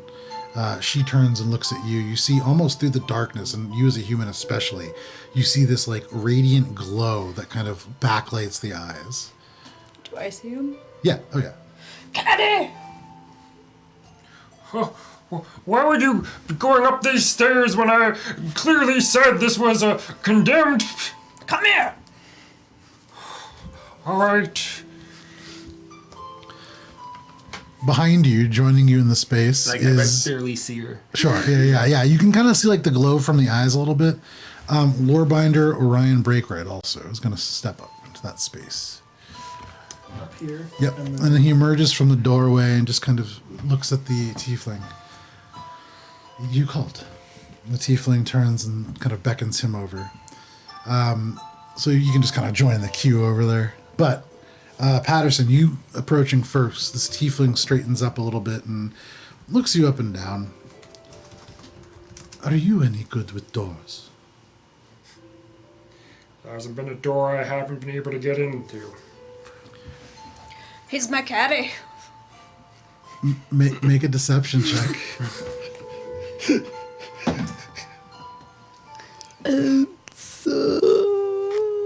17. I like catty is the terminology that you chose to go. She turns and looks at you and kind of nods and turns back to you. Well, Catty, please help us with this door. I'm going to take out of my inventory a little golden ear listening trumpet. Okay. And I'm going to go along the wall tapping, Okay. trying to find a weak spot between the metal door. Fuck yeah. Make an investigation check. Why not? I love this. Oh, found the stud. It's a little chisel and it just says stud finder on the handle. 11. 11.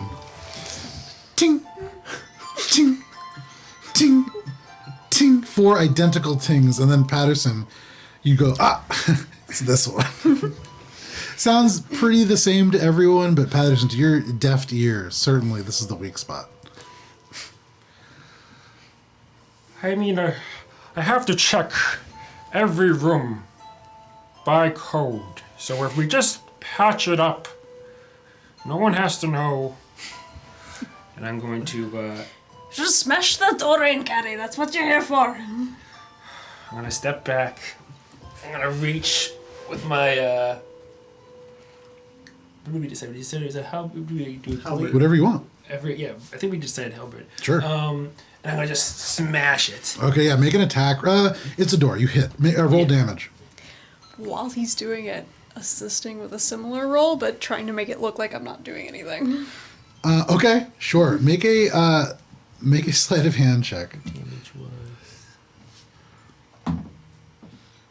D20 plus...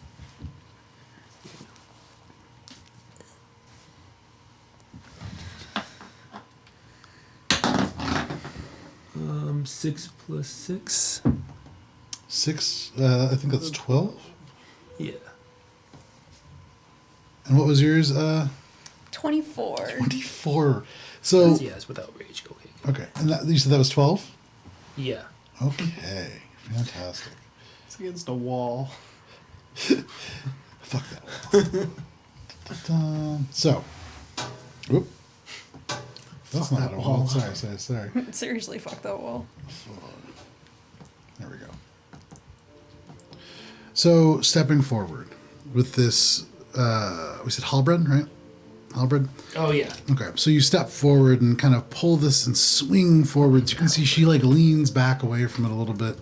At the same time, Goldie, you kind of like coughing and taking a step forward. You swing your other foot at the same time, and for most people it looks like a stutter step, but for you, you impact the bottom of the door hard. The two of you combined, swings open, and you can see beyond. If you want to pull away the right side, that one I think. Oh no, that's the bathroom. Next one over. You can leave it. No, other side. Yeah. I mean, you can. It's a bathroom. That's unlocked, so you can open that door. Really nice little bathroom. There's actually a bathtub. Use the rest. There's a bathtub. See, I hate when people don't put bathrooms in places in fantasy games because they exist. But yeah, beautiful tiled floors. You see a bathtub, an actual bathtub, and you can see like a toilet as well. But on the other room where everybody breaks the door down. Oh, should I get rid of this hall? Sure, yeah, that's a hallway piece. You see a number of things. Within this space, there is glasses. You see test tubes, beakers, strange shapes that kind of occupy this table off to the right. Everywhere in this space, there are spider webs. And as the door opened, little spiders crawl all over the place and out of the little bit of light that enters now. You can see... See, I drew all this, but then I didn't actually write it up because it was on my brain. That is the trouble. I know. In the other left corner, you can see there's like tables. It's like an alchemical laboratory of sorts.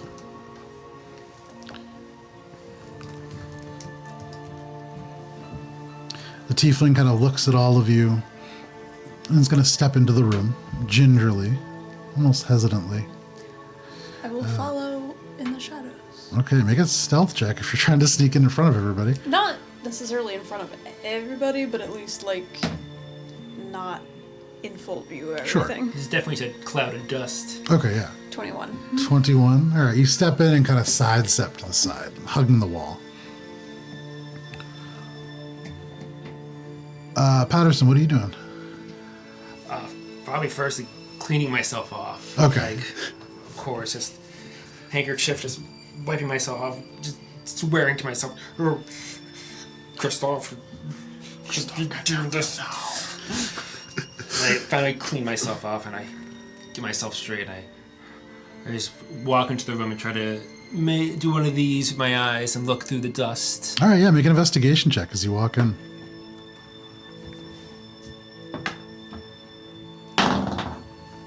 8. 8. You walk in and it is quite dusty. You know, there's cobwebs everywhere. And for you especially, as you enter, almost immediately in your face, there's a wispy, and you can feel like little legs on one part of your face. And so you immediately start brushing it away. It really keeps you from getting a good view. As you back out the door, Lorebinder Orion Breakwright kind of steps to the side. Oh dear. He also steps into the room now. It's a crowded space. I do not do spiders, okay? I will do rats, I will do snakes, I will not do spiders. And even out the door, you can see in the ground like little spiders kind of moving here and there and beginning to crawl up the walls in the hallway. As you enter the room, Goldie, you can see you a little closer to the ground than everybody. Mm-hmm. It's almost like here and there the floor shifts and moves. And you realize it's because there's like dozens of spiders, or hundreds.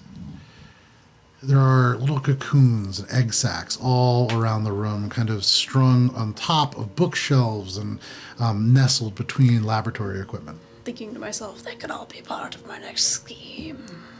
You think to that, and Lorebinder Orion kind of walks up to the bookcase especially and begins to peruse. The tiefling is now looking through some of the ingredients. Is there anything that the two of you are doing? Goldie's only directive is to look for this potion and then also look for gold. So there's certainly alchemy. It's an alchemy station. So make an investigation check if you're looking for potions. 13? 13. You find a lot of glass bottles and there's liquid in all of them. Cool, they're going in the pocket. Okay. I would like to Add 3 vials to your inventory. Put an asterisk next to one. Put, I'll say, a smiley face next to one. And then put a diamond next to one. I'll mark these off real quick. Okay. Okay. Use the smiley face one. Use all of them. It's Just a one shot. It's just going into the pocket. Use them all. It's a one shot. At once. That's really the thing. Like one arm, just like. Yeah, just put them all together and just down it. That definitely would Down not in be a one. bad thing, yeah. No, of course not. So you do that. Yep. Patterson, as you are looking around, you like look at a table, you see like this mismatch of like laboratory equipment, you shudder as you see spiders moving, and you like look back finally and like some of it's missing. You don't see where it goes. I want to first put my handkerchief around my face a little bit, so I'm a little bit covered. So yeah, you kind of cover this and tie it off like a bandana. And what I want to do is I want to open up my inspector kit and grab a nice little kind of like cotton swab, Okay. and it's on like a long stick. And I'm going to stick it directly down the drain of the sink Okay. and the tub. Okay. And with 2 separate cotton little swirls. Sure. And I'm just going to look at the consistency of it. This is in the bathroom, right? Yeah, we're in the bathroom. Okay. So in the bathroom now, I'll say roll a D100 for this. I don't have one. Here. Someone want to roll for me? It's just 2D, yeah. 32. 32. So, and you pull it out from the bathtub, not wet, like bone dry. Okay. Very clean. Okay. Very, very clean. A little bit of dust, but you would imagine that just sitting Okay. here. You go over to the sink, such that there's not like faucets, but there is like this. You've never seen a sink like this. You're not sure how it works. There is a drain, so you take the cotton swab and stick it down. There is this little, like a squish, and pulling it out, there is something kind of almost green, a little bit viscous. It forms almost a string that snaps back and attaches itself to this cotton swab. Some kind of gunk. What do you want to do with it? I'm gonna take out one of my little slides. I have a little glass slide. Sure. And I'm gonna put it in there. Goldie! You can see... Who? Goldie? Goldie! Okay. You hear from the bathroom next door. Not answering. Okay. Fair enough. I'm going to say, putting the books down, not finding what he's looking for, the lore binder is going to walk into the bathroom now. Oh, occupied. Inspector, did you find something? I looked in the residuals of the drains, of both the tub and the sink, thinking if someone made something in here, it's had to go somewhere for the extras. The tub was clean, but the sink gave me this weird, and I'm gonna take out the slide and show it to him. He's going to take it and take a look at that. Come on, natural 20. This is feces. In the sink. Good talk. This is a Jell-O pudding stack. As he kind of examines it, he's going to nod and say, I can't say I recognize what this substance is. There is a component to it designed to stick. Not finished. It's missing something. Interesting. I've heard of things similar to this, but not interesting. Be on the lookout for a small green vial. Dropper top. Black. He nods to you and kind of exits the room, beginning to walk the other way down the hall. Meanwhile, Bruford, down in the sort of parlor, if you will. What are you doing? So I've gotten the key from here. Yep. Nothing else. I'm gonna see what's down this hallway. Yeah, open that up. Continue my way. Walking down this just 5-foot hallway, it's this weird back room, and instantly as you enter, old smoke, tobacco, hints of pipe leaf perhaps. You smell stale beer. You can see, although immaculate these marble floors, this large wooden table. There's lots of carvings into it. You can see areas where there's been spills and food. There's nothing presently on it. You can see the door open. There's a bathroom attached to this room. What do you want to do? No other doors for this key that I just found? As far as you can tell, no. But make an investigation check. We'll go a little closer. That's... Well, it would have been good if I didn't have -1. That's a 17. 17. You sort of, with the candle still, looking around, you don't see any doors. Although, as you take the candle and you move by one part of the wall, it goes out. And as you pull it away, it lights again. And looking underneath the door, there is a faint gap.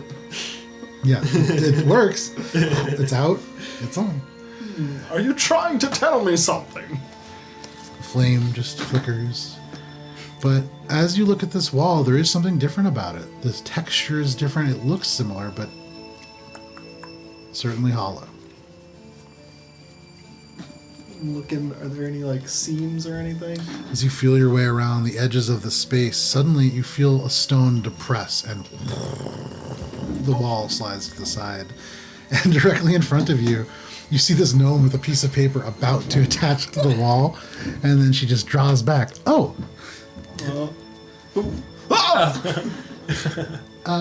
She's like, Was she very was short. she scared of me? Surprised. Not scared. Yeah. All right.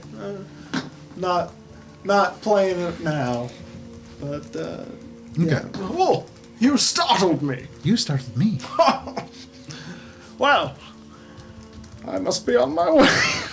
Okay. And she sort of, she takes a couple steps into the other room now, kind of curious about that. You can move both the gnomes in there. You now enter. Jessica is gone. She has returned to the bar. You see, kind of anxious, Christoph and Emerson. You can see Christoph is like looking up the staircase, and he turns and says, "No, I swear I heard something."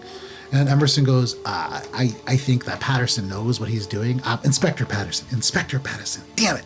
Emerson, you're so stupid. Excuse me, boys. Yes. Do you happen to know what time it is at this current moment? Just a second. And Emerson kind of holds out this little like strange contraption. You hear like ticking coming from it. It's about 2 a.m, sir. 2 a.m. I'm thinking back, and I'm just flashing back to 3 a.m. and I'm like, And you remember then that cold hand on your shoulder. And then an ominous message, perhaps. kind of friendly in my opinion. I got the candle. Sure.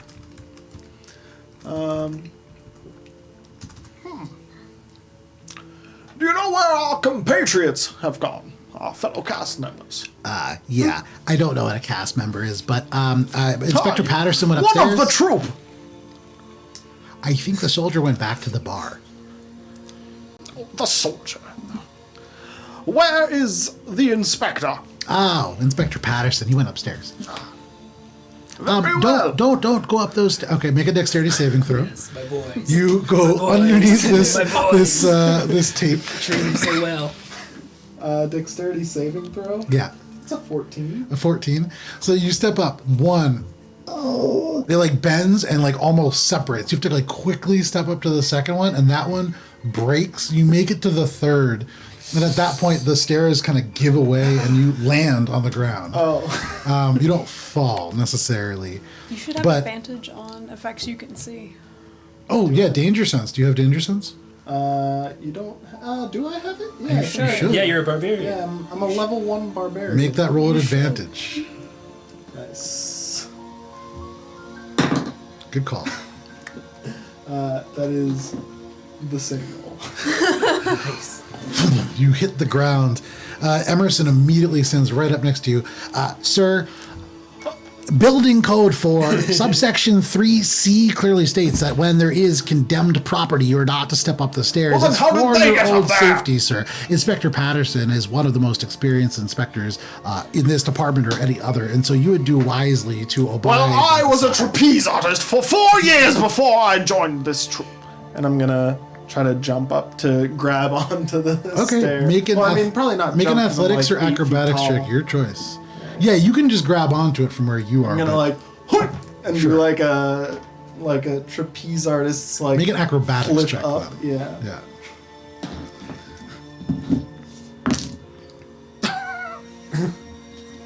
What's that? That is an 8. 8. Hup, you go up, and as you jump, your calf cramps horribly.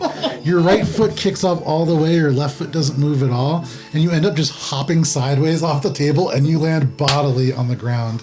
My solar The air plexus. driven out of your lungs. Take 1 point of bludgeoning damage. I suppose I'm a bit rusty. Emerson kneels down and goes, "Sir, the reason that Code 6 subsection C63 exists is for your own safety. So please obey the caution tape." And you can see, like with an attitude, this homemade caution tape and like begins to reapply it across the stairs. I suppose I will find another way around. Christoph is going to turn and say, if I remember correctly, they're off stairs in the entryway. Nobody's taken them as far as I've seen. Well, then I suppose I will be the one to do that. And I'm gonna start walking. Like, which way to the front? Make a general intelligence check. 6. I mean, you remember the way you got here. You can go all the way back and through the dining hall. And you walk through. As you walk by the Minotaur, because you do have to take the long way, you do see, kind of sitting at the seat now, a little shaky. He looks up annoyed at you as you walk, but doesn't say anything. If you continue, you would see Jessica at the bar. Not drinking. She's just kind of leaning. She turns and looks at you and like hears you coming very, very astutely. Doesn't say anything either. No sign of her? No sign of her. You walk up the stairs, and if you want to pull away this... Before, when I go past... Sure. What time is it? Looking down, are you holding the candle? Yeah, I've been holding the candle the whole time. It's my new best friend. The shadow reads Yeah, buddy. 3 a.m., and as you move the candle around it, it never changes. The rest of the shadows shift, but the time indicator, 3 a.m. What do you think is happening at 3 a.m., my friend? As I go up the stairs. As you move up the stairs, the wind from you moving does make the candle flare a little brighter. But if you want to move that little tiny square right in front of the inspector, or right in front of the lore binder, and you would see that staircase that you are now walking up. You see the lore binder Orion as he is now walking and kind of beginning to fiddle with this other door. He turns. Ah. Are you any good with... Yes! He steps aside as you step close to the door. You see him. Point me in the right direction! He points at the door that you were standing in front of. What am I trying to do? You didn't let him finish, so... So I'm looking at the door you Yep. just pointed to. Yep. It's a Gonna select start door I tried to pick. feeling it. Make an investigation check. Ooh, that's 18 minus 1, I think. Okay. 17. Not bad. You begin to feel around the seams of the door. This is solid. Iron.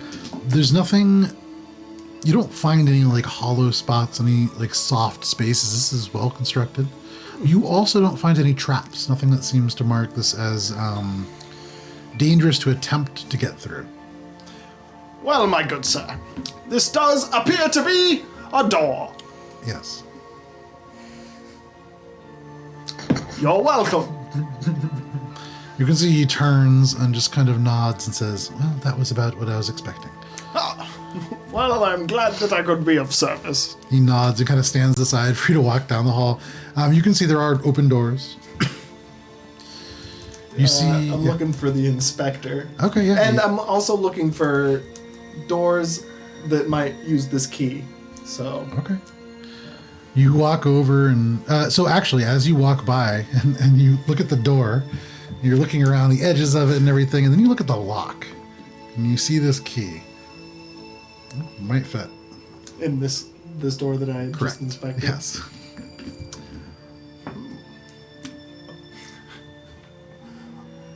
I'm gonna go back down there and be like, oh! You can see he's like looking at it, he pulls away again. Yes.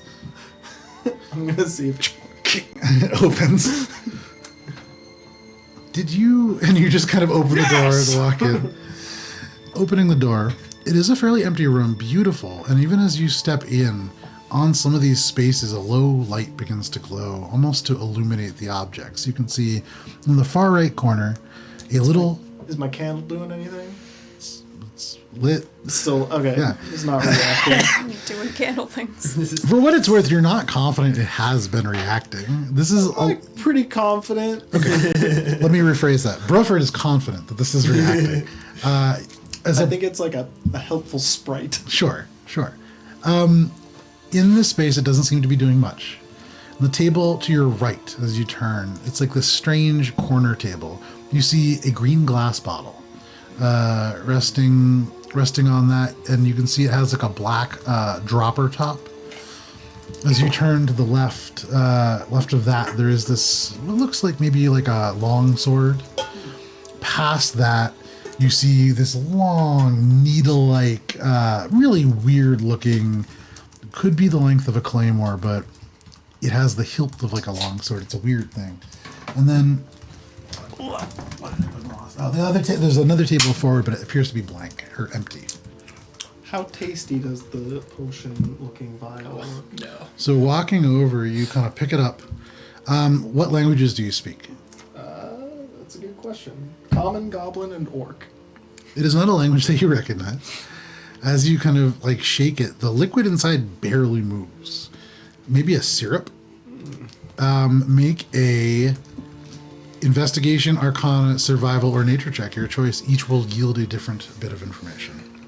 I am terrible at almost all of those. So, I guess nature check? Sure.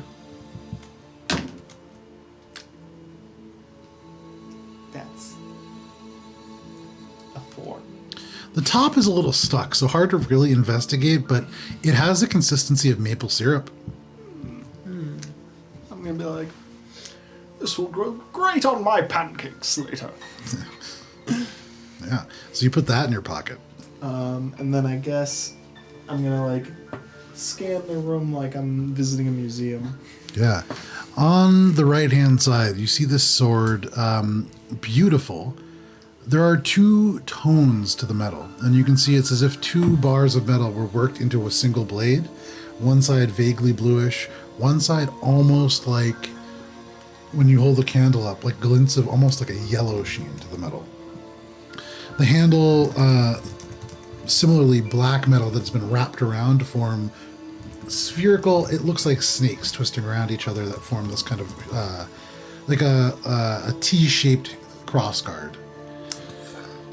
Is it in a case or anything, or is it just out on a table? Just out on a table. I'm picking it up and I'm like, Yeah. Make a Constitution saving for a throw. hero's weapon. Make a Constitution saving throw. As your hand wraps around this hilt. Dirty 20. Dirty 20. Okay. Nice.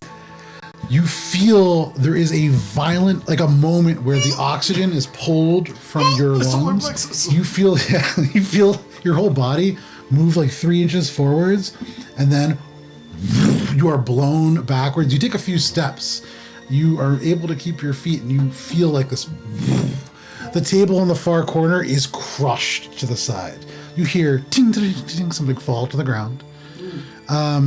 You see the wall behind you, and like stones and like bits of dust, like a cloud, fall away as if a tremendous impact just hit it, and then settle to the ground. I'm gonna be like, oh, did I drop something? And I'm gonna look for. Don't see anything. Well, I'm gonna look at the sword, then inspect it, and then see what this thing was in the corner. On the, Assuming there's nothing else had, like, the wall didn't break, right? there are certainly damaged portions to the wall, but no, there's no like cracks all the way through. Nothing like. I guess I would. See what The inspector would not be happy. Yeah, I'm gonna be like, oh, like, see if I can like cover it up somehow. Make a survival check.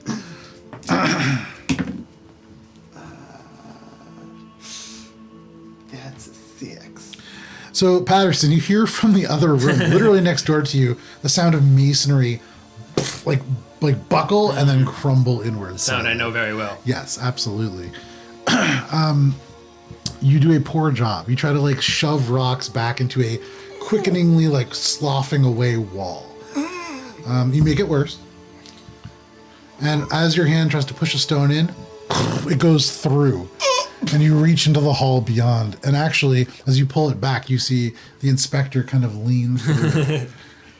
Have you found anything? A book, perhaps? No, I found this very fine sword. You, I'm gonna like swing it probably a little too close to him. as you swing it on the yellowish metal, there is this, you see like the littlest bits of the candle that you're holding catch it. It's like the sunlight hitting a mirror up the top of it, and then it just kind of vanishes. But for a moment, it is so reflective. The blue side seems like the opposite of that. When the light touches it, it does illuminate, but dull.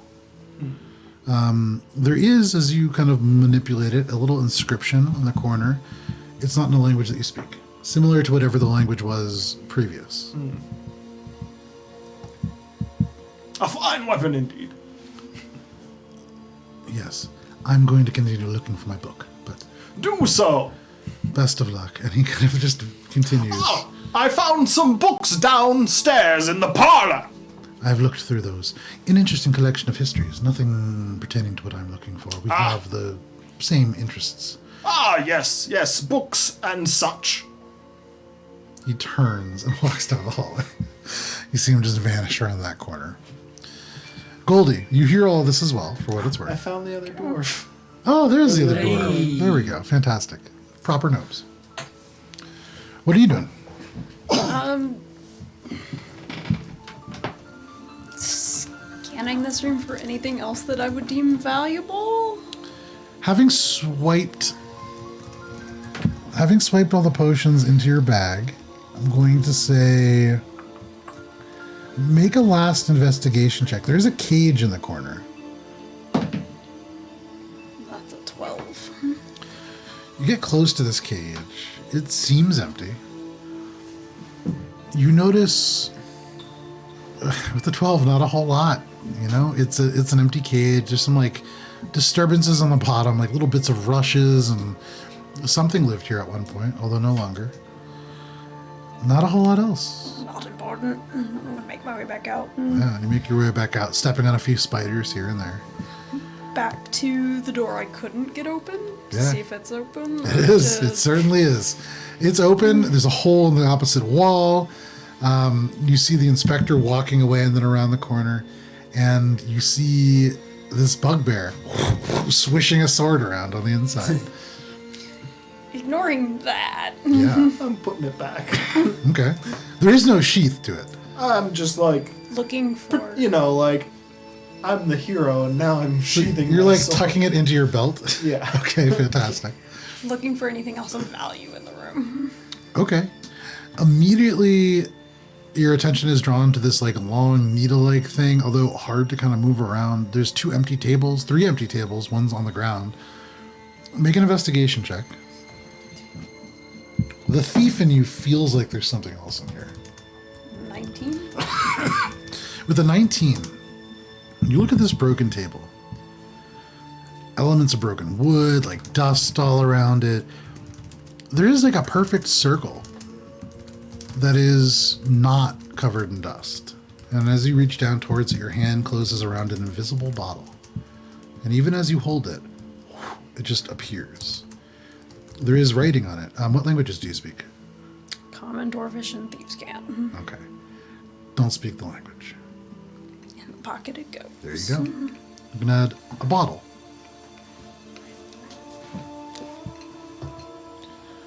What was in this corner? That corner has that weird needle-like sword. It's like held in like a little rack. So the blade itself is touching the pieces of metal. The hilt is not touching anything. I would go and grab that one and compare the two. Okay. Make a Constitution saving throw. I don't learn my lesson. No, this was a little different too. Ooh, it's gonna be very different because that was a 10. Yeah. Hang on one sec. You insta-die. How much HP do you have, out of curiosity? 40 something. 43. How do you? How? How? Oh, right, because you built the shittiest character on purpose. I have almost double that. I'm a lover, not a fighter. The weirdest character. You take 28 points Jesus. of poison damage Jesus. as your hand closes around the hilt and you feel something prick your finger, and instantly it's like your blood boils inside your hand.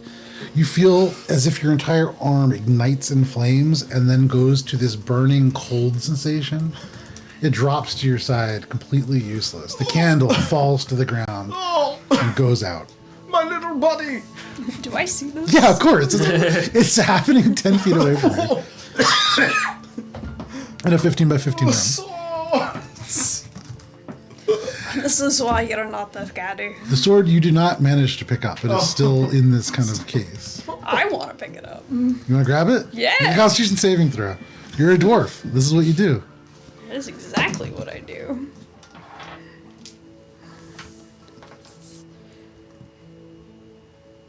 Oh, I can't math. Is it better than a 10? Yeah, it's 18 plus an 8. Ooh, yeah, you're good. You are still going to take... But I'm resistant to poison. Oh.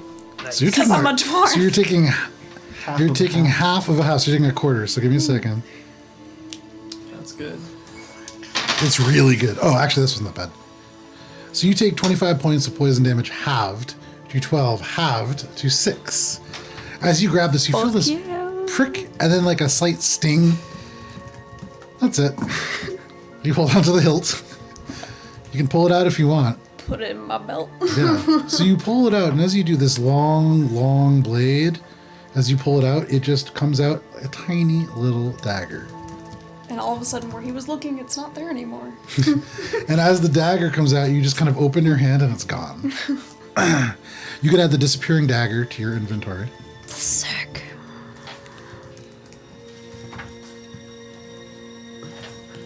It's an interesting item. I suppose it's one per customer. And looking at his hand, it's swelling. Like, not quite like a baseball mitt, but it's getting big, like noticeably, yeah.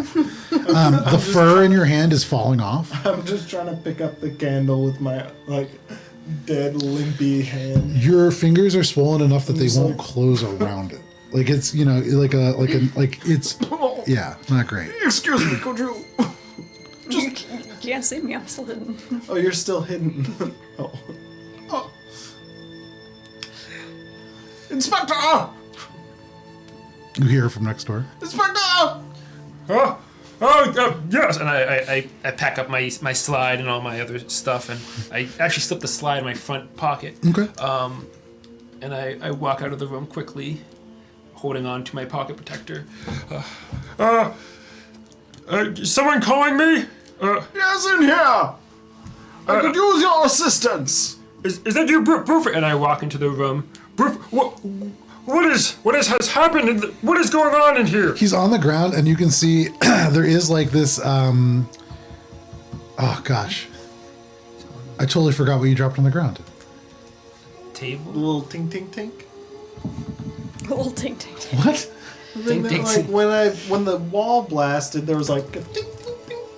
That was the thing that was the picked up. bottle. Okay. Yeah, there was something else that you dropped, and I'm totally blanking. Was it on a it. dropper? The candle. Okay. So you see this bugbear with a huge, almost like Mickey Mouse glove, like inflated hand, just slapping this candle, and you can see the wax slowly kind of like being bent and like pushed into the ground. I seem to have gotten some sort of rash. Could you assist me with that candle there? All right, hold on. Also, this is not a load-bearing wall. And as you look past like the thumb, you see just a hole and the hallway beyond, and you see the inspector maybe like, yeah. So you can pull away that. You see into the bathroom, and you can see the door is open, and you see the inspector walking by the bathroom on the other side, like all the way across the staircase. You see like another bathtub, another toilet. Yeah, not a load-bearing wall because you can. I'm just gonna dig through my stuff, trying to find a handbook or something for medical emergencies. And then you can remember Christoph definitely has that. Yeah. I've never really been good with personal things. It takes a lot to allow your soul to feel. Look, This is all happening like directly in front of you as you're like kind of up against the wall and like in the shadows. It's okay to be vulnerable, Inspector. give me your hand. I'll wrap some Yes, caution take tape. my hands. I'm gonna just wrap some. Anything else valuable in the room? I would say certainly not in the entire room presently. Making my way out. Okay, so you walk out into the hall. Are you binding his Yeah. hands together? Well, I don't know. Are you giving me your hands like this to be binded, or? No, I was like clasping your hands, like. Yes. Yeah, I assume I grab one of your hands and place Oh, it into mine, oh, and okay. then do Yes, like I one of see. those roundabouts. Yeah, wrap my hand up. Make a medicine check. Okay. Too tight.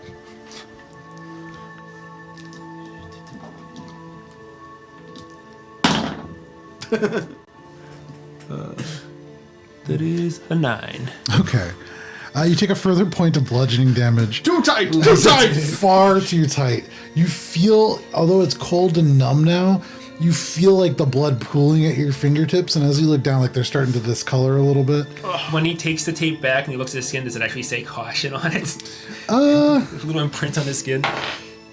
Yeah, some of the ink is kind of like rubbed off, and in backwards it says caution, like in mirror print.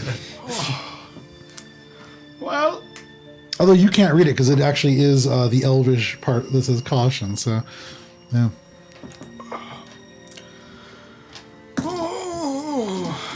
You got a dumb tattoo in a different language, basically. So, you're gonna tell me what happened in this room, or you're just gonna keep moaning? Oh, well, I found this very nice weapon here. Try to, like, pull it out with my not fucked up hand. Okay. There we go. So reaching all the way across his body, kind of painfully, and like holding his other hand out that is swollen out to twice its size, you out, and for a moment there's this blinding flash. But as you blink away, you see this beautiful sword. And then I went to grab the other one, just like mitten hand, there, which has disappeared and given me a nasty rash. Ah, I see. So much so that I might be dying. I think you're maybe over. I think you'll just be fine. I think you'll just be fine. Well, you are the inspector. Well, mosey for buildings, but And I touch my glasses to my face. it's good to know people take my expertise well. So, when do we enact the plan? Well, I'm gonna like wink, wink, nudge, nudge. I think there might be some more plans that are going on here than our just plan. Yes, but when do we enact our plan? I think maybe we should talk to our other compatriot. Where is she? By the I do way? not know. But Kind we of should look get around. into character. By the way, have you seen like a kind of like a mixture liquid or like a reagent or something? When I was in that bathroom back there, it seemed like someone was making some kind of mixture. I used my test kit to go down the drain. Was it and pancake batter? it looked like it was consistency of like pancake batter or something like that. I believe someone was making pancakes earlier. Oh, that is a very interesting deduction. Yes, I have quite good deductive skills. I have deduced that my hand is double the size. Well, maybe we can deduce together where we can find Goldie. Come on, follow me. Let's go. So the two of you exit out into the hallway. Awkwardly sheath my sword. Yeah, very awkwardly. You have to like put all the way back and hold your hand out while you do it. And your hand is not like cooperating. Every now and then the fingers like just start to twitch. But yeah, that's happening. Gain an extra D4 of bludgeoning damage. Yeah. I take a D4 of bludgeoning damage whenever I use it for my arms. At this point, all of you from downstairs hear a muffled scream that seems to almost fill with liquid, and then silence. From downstairs. Yes. Did it sound like one of the two interns? It sounded like a woman. I'm making my way back to find my tiefling friend. Okay. You head back to the other door. As you get there, she is no longer there. Looking at this hallway, there is another door across. Perhaps in there, but you don't see the tiefling. I'm making my way through that open door Sure, you can pull away that final, or not the final, but that in black. a stealthy manner. Make a stealth check. Natural 20. All Nice. right. You hear all of this commotion, this conversation. You hear about deductions and all this kind of stuff. And though nobody sees it, the door just quietly opens and shuts. Goldie, you find yourself within a large bedroom. You see a 15-foot long by 10-foot wide 4-postered bed with this beautiful, almost crimson canopy atop it. There are areas where the sheets are muffled and you can actually see a dark stain, blood, kind of into the sheets. The bedside table has been flipped over and is broken. There is kind of a chair right next to the door that you can sit in. There is a bedside table upon which sits a small chest.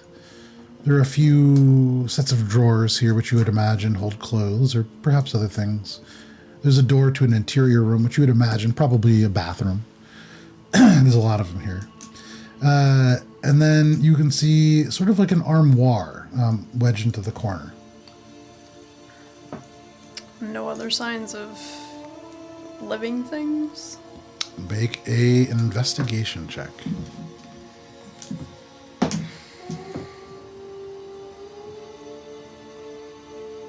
That's a 9. 9. Walk in, looking around. No signs of living things. Look at the ground. There's dust. You don't see footprints. But you hear ticking. You turn to your right, and on the armoire, it's shaped vaguely, almost like human-like, which is a little discerning or disconcerting. Mm-hmm. But you take a few steps forwards, and where there would be like a person's face on the head part on the top, there's a clock set into it. It's a pipe bomb. Yeah. It is 2:45 in the morning. The clock is set to 2:45 presently? And as it ticks, you can see the minute hand moving, but it is currently 2:45. Is it attached to anything? The clock? Yeah. Or is it just a clock on a pillow? You look. It's not on a pillow, so it's attached. It's like an armoire, Okay. and then it's like on the top of the armoire. So the armoire is shaped like a person almost. Sure. The shoulders are like where the square part kind of ends, and then it kind of tapers into a clock face. Okay. Can I open the armoire? Yeah. A little dusty, and dust and a few cobwebs kind of ruffle past, but a lot of clothing kind of hung up on racks. Beautiful clothing. Many elements of silk, lots of purples and blacks. You actually see a lot of like spider-like emblems, spiderweb patterning. You think back to Ozymandias, who you met earlier. Some similar elements to the dress. This is definitely drow clothing. And you're getting a sense that this is the master bedroom. Can I rip the watch off of whatever it's attached to? So it's a clock face, like this big. Okay. But you could detach it if you want. Yeah. Yeah. Make a sleight of hand check.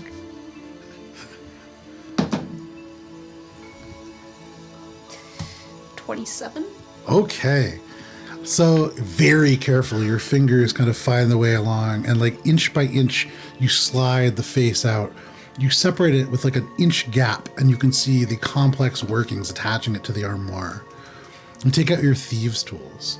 Looking around, you kind of disable this thing and detach it, keeping every mechanism intact. You can add a clock to your inventory. Okay. It is worth a bit of money, certainly. Solid. Having not noticed anything else, I'm making my way back out of this place. Okay. This is a lot. You step out into the hallway, now empty.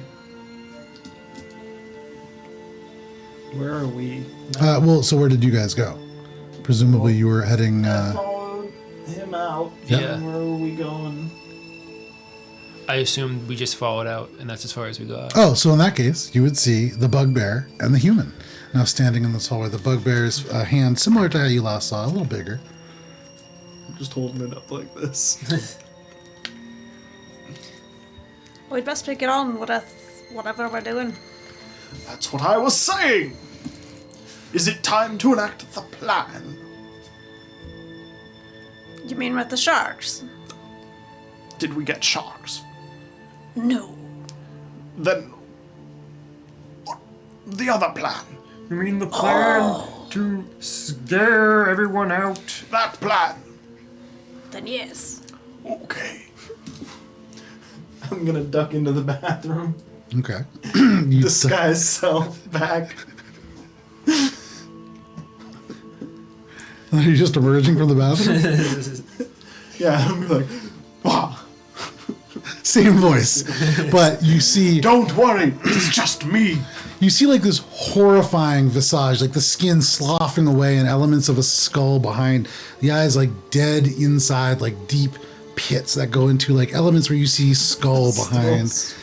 You see one spectral hand as it drifts off, wisps of smoke curling away, still swollen, still cartoonishly swollen, but everything else horrifying and terrifying. Maniacal laughter. Echoes down the hallway. At this point, downstairs, you hear, I would say, Patterson, you know this scream very well, the scream of Emerson. No. You hear footsteps, loud, 2 sets of them, and then the door swing open downstairs and footsteps into the dark. Ah! Emerson, is that you? Christoph! Yes, go cause a distraction. We will wait up here for the opportune time to strike. I'm gonna make my way down over to the stairway and just lean over and see if I can just look at anything first. Sure. Make a perception check. 9 plus 4, so 13. 13. You lean over the staircase and looking down. Are you looking down the main staircase? Yeah. Okay. You see the door open, kind of swinging almost shut, just with the force of being swung open and now kind of rebounding. Front door? Yeah. Okay. And you can see like the sky, the darkness beyond. You see like little bits of the ground. You don't hear or see Emerson or Christoph at this point.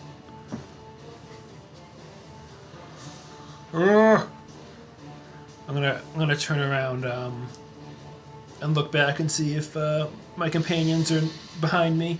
Okay. You turn and you look back, and if they're still there, yeah, you see the companions behind you. You see Goldie. It's you only see, been like 2 seconds. yeah, right? you see this like horrifying. Like, giant swollen ghost hand. Friends, please assist me. I need you in help.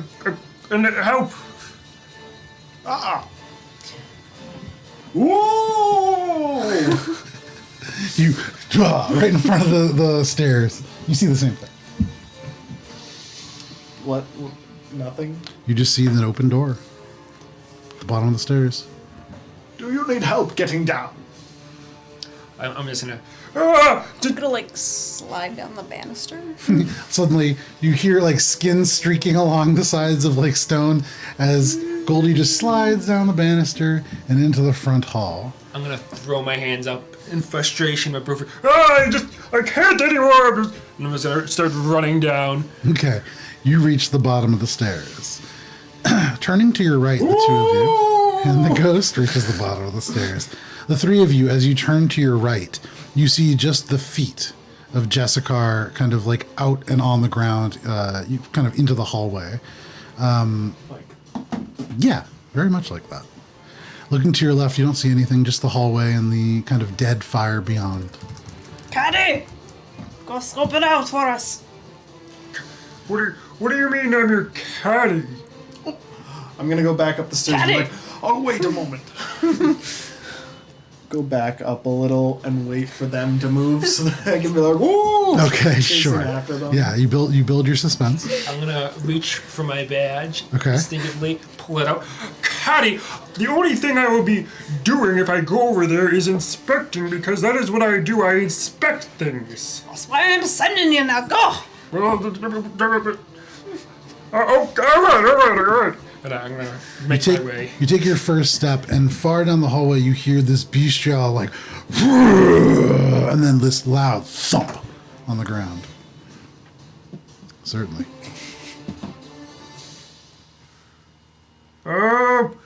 What is going on in here? City official, inspector. You step into the bar room, and you see laying on the ground like a large gash across the chest and blood like across the room, going all the way over to the bar, and on the other side you see the body of Jessica, this hero now dead. Damn. Your eyes kind of gaze beyond, and you can see actually humanoid feet laying in the dining room. Yeah, totally humanoid now. Oh my god. Goldie, Rufus, get back in, get in here. And I'm gonna clutch my chest and. Sure. Are you going, Tina? What's all this about then? Ooh! You come rushing around the corner. You can actually remove Christoph and Emerson. They have run away. You all emerge into this room. You see the body and then the legs beyond on the other room. What are you doing? Make it intimidate. There's a real body. Stay in character. Yes, I have killed him! I don't think that's helping. Where is everyone else? Probably dead. Is she dead? I'm gonna go over to the body and kick her a little bit. Make a medicine check. kind of poke at her. Make it at advantage because Goldie is helping. Like kicking her foot. Natural 20! Oh my god, everyone's getting 20s. Oh, she's dead. You bend down. No, for a moment, your eyes clear, and this ghost with a cartoonish hand goes down. You look, there are these slashes, very physical, visceral slashes. The armor kind of torn. You can see the metal in the tear, a little bit warped and discolored. It looks like physical damage. Dead, certainly. But outside of that, not much you could really tell. With the natural 20, certainly dead, but it doesn't seem like a ghost killed her. Something killed her. For real. You hear the Instead front of door slam fake. shut. What time is it? Oh god, I'm getting scared Pull out the here. clock. You see, pulling out, a little gear falls off. It's not currently functioning, but you see 2:45 in the morning. Well, my candle friend is coming at 3, so we have some time. What are you doing?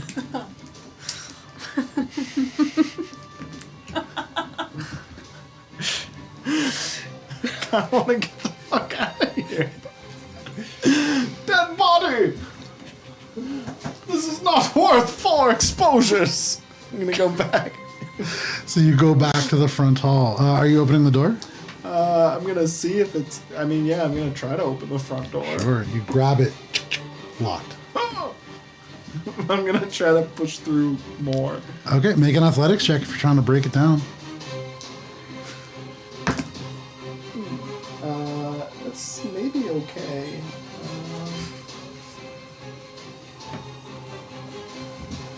17? 17? Okay. You lean way back and you like go forwards ready to like shove it open with your dominant hand. And as you do, you see it swollen. And as you do it, you like tense up, but you're too late to stop it. You touch the door and like the whole thing shoots this jolt of pain across your body. You feel it like in your groin. It's so bad. You like fall to your ghostly knees in pain. Actually, make a concentration check on that. How does it use Is that concentration? Yeah, I think Just an hour? an hour. Okay, there you go. You're fine. You're still a ghost. So, that is what you were doing. What are the two of you doing? You see this ghost try to run away. Is there anything obviously ahead of me? Make a perception check. I'm gonna go back to them after I've regained my composure and be like, the door was locked. Yeah, sure. 17? 17. As far as you can tell, no. You see the feet of like a humanoid that you have not seen previously, kind of dangling out in the hall. But based on what the tiefling told you, it could be that Minotaur trying to be a human. Wasn't it a human trying to be a man? Yeah. Yeah, Sorry, he was trying to be. So we couldn't tell by the feet if they're At this point, he doesn't even know. What the hell? I'll go up and inspect the body. Yeah. You go over and you see this greasy looking human, like receding hairline, only in his like 20s though. Mm-hmm. And you see like little bits of fur that do come out in patches on the arms. Probably that Minotaur. Clad in incredibly loose, like tunic, plate mail armor that's far too large. Dead. And the easiest way to tell is because there is no head. Yikes. Solid. Okay. Did you find anything? Oh my god, another dead body!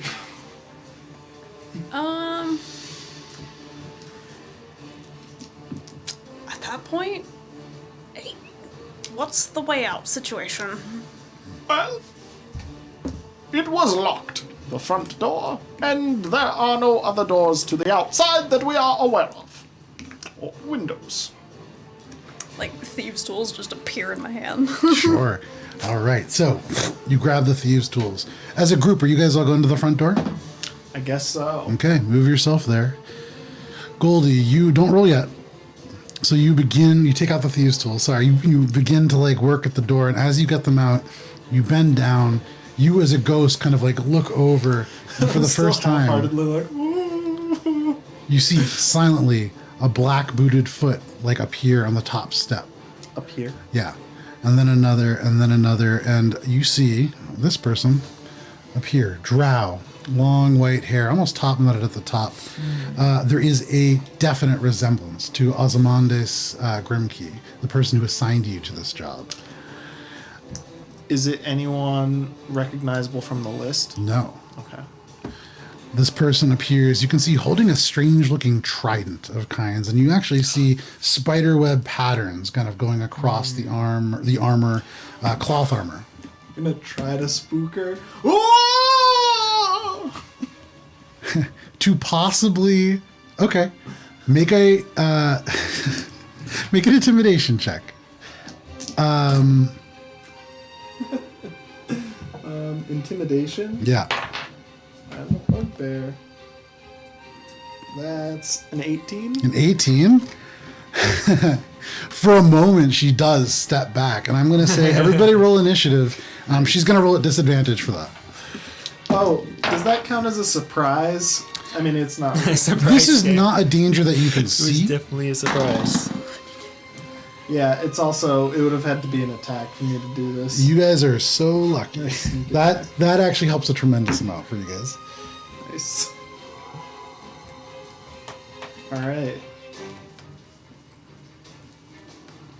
Hang on, let me do one thing real quick.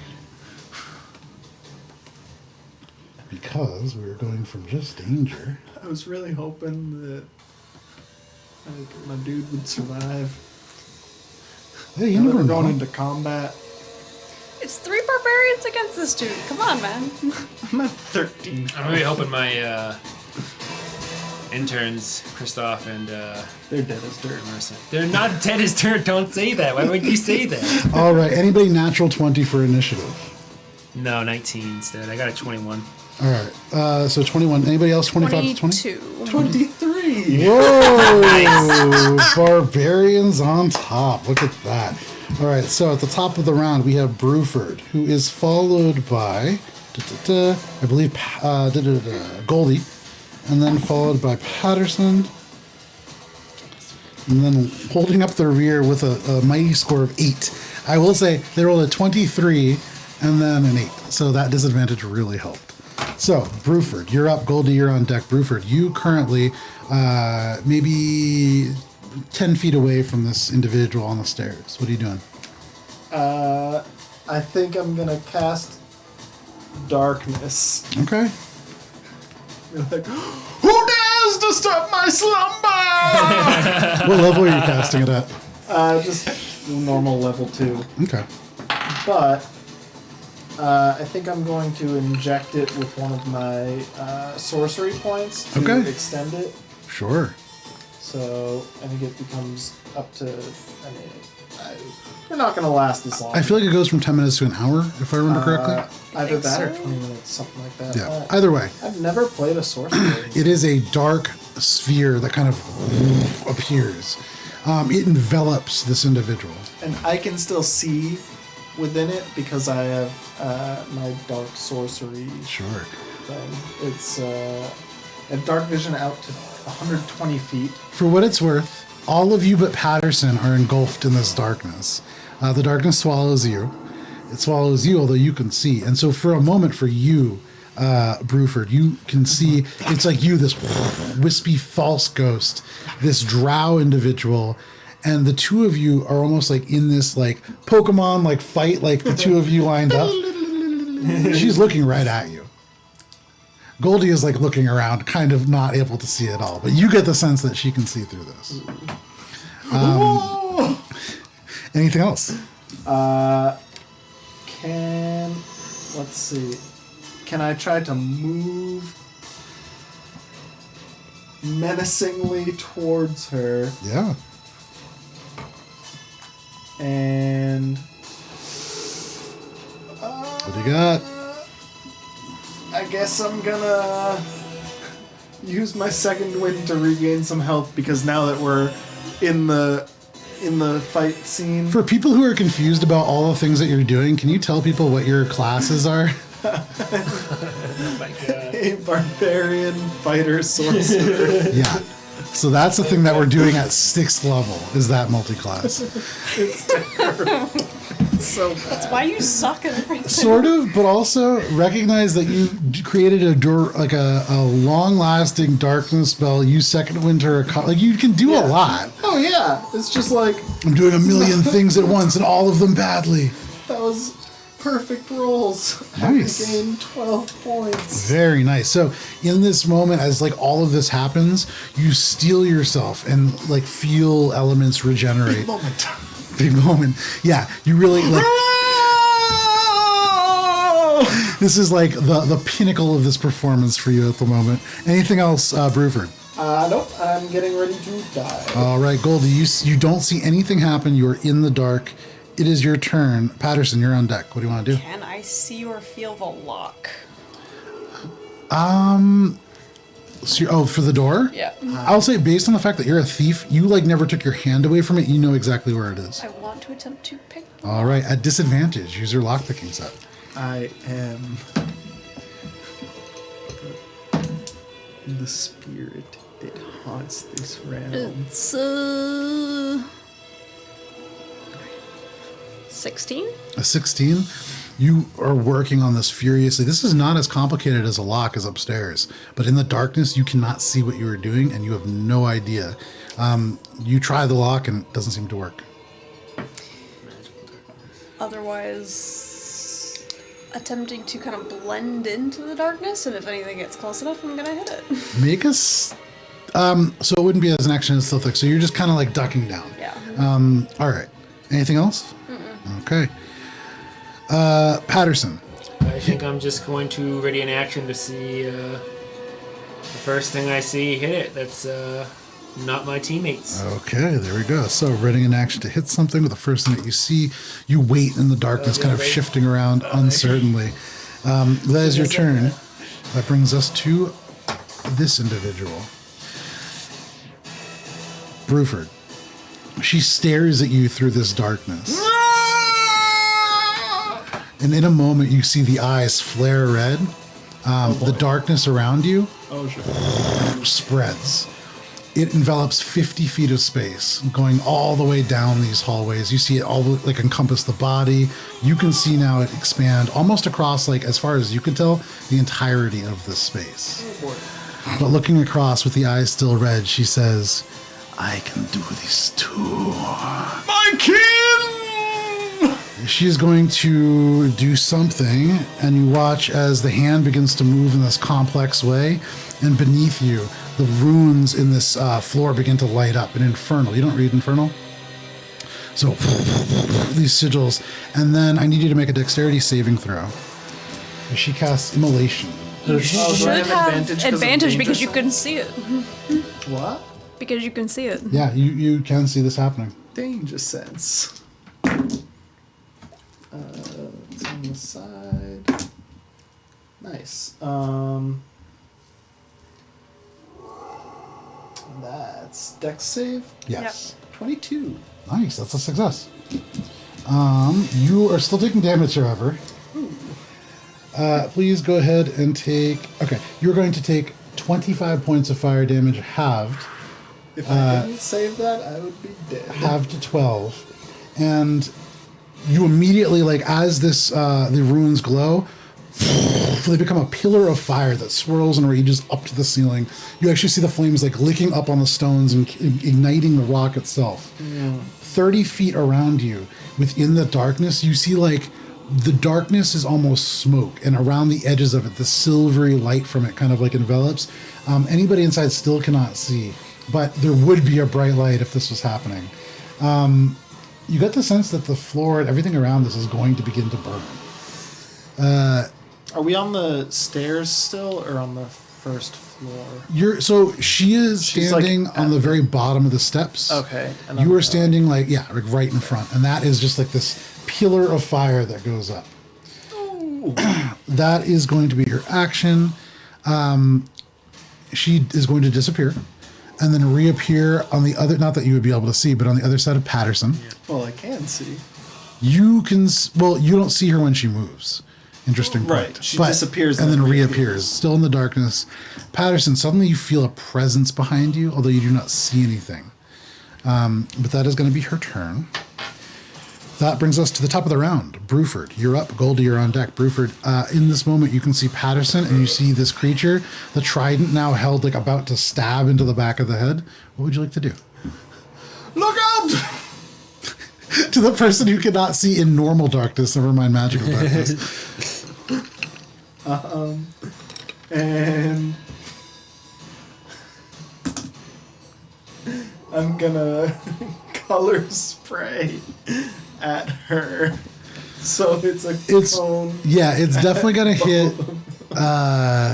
It's gonna hit 3 people actually. Nice. So 3? yeah, can you take the male gnome and put him behind diagonally from the drow, hiding right there? Yeah, and it's how long of a cone? 30 feet. It's a 15-foot cone. Okay, so move yourself 5 feet forward just so that you're kind of getting everybody there. But yeah, you're hitting all of them. That's a dex save? Let's see. No, I rolled 60-10, and the total is how many hit points of creatures this spell can affect. Okay, yeah. Oh right, it's like a sleep kind of deal. Yeah. How much health do you have right now? I have a lot. Oh, you almost certainly are going to have more than almost everybody here. Except for her, probably. I have 65. Oh, yeah, okay. D10s. What's your Grab all my D10s for this. Oh my Yeah, because he thought it was wrong too. I will say something that I do sometimes is for Google, I'll do like Plus- roll 8d10 or something, and then that will work sometimes too. Yeah. Alright, that's 10, That's because it's proficiency. 14, 22, 32. 32? I think You that's what I hear should get if I do the average, right? suddenly becoming That's what I visible always do. from their invisibility spell.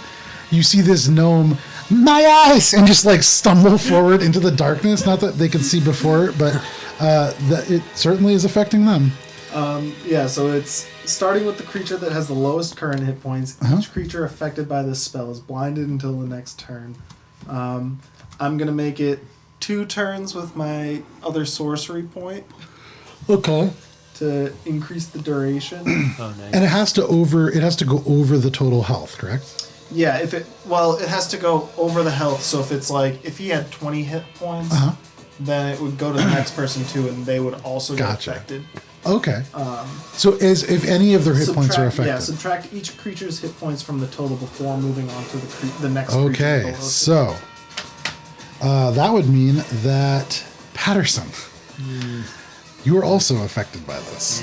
Yeah. So you are blind, but now you are extra blind, as you are in regular darkness, coated by magical darkness, coated by color spray in And your blinded eyes. by magic light. All of a sudden, in the darkness, you are blinded by the light, and it just flashes of rainbow colors strobe into your eyes.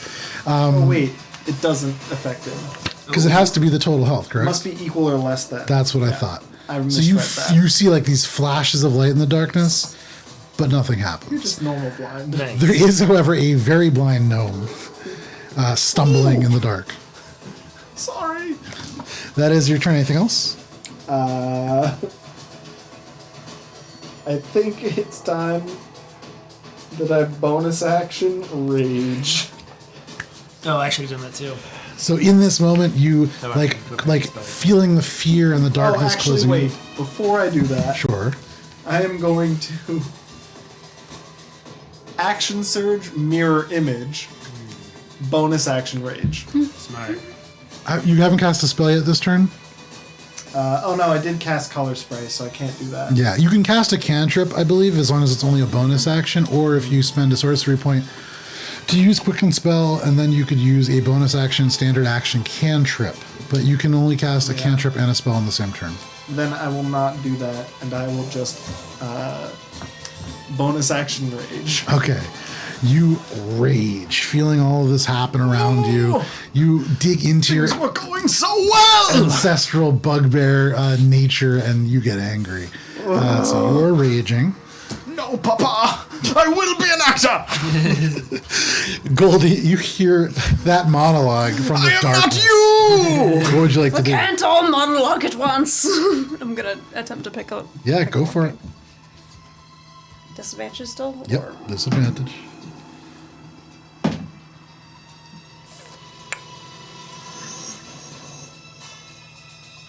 $18? You can't all monologue at once, and you feel like your tools slip, and you have to like start again. You would imagine that you are closer. You're very close. You'd imagine the DC on this is 20.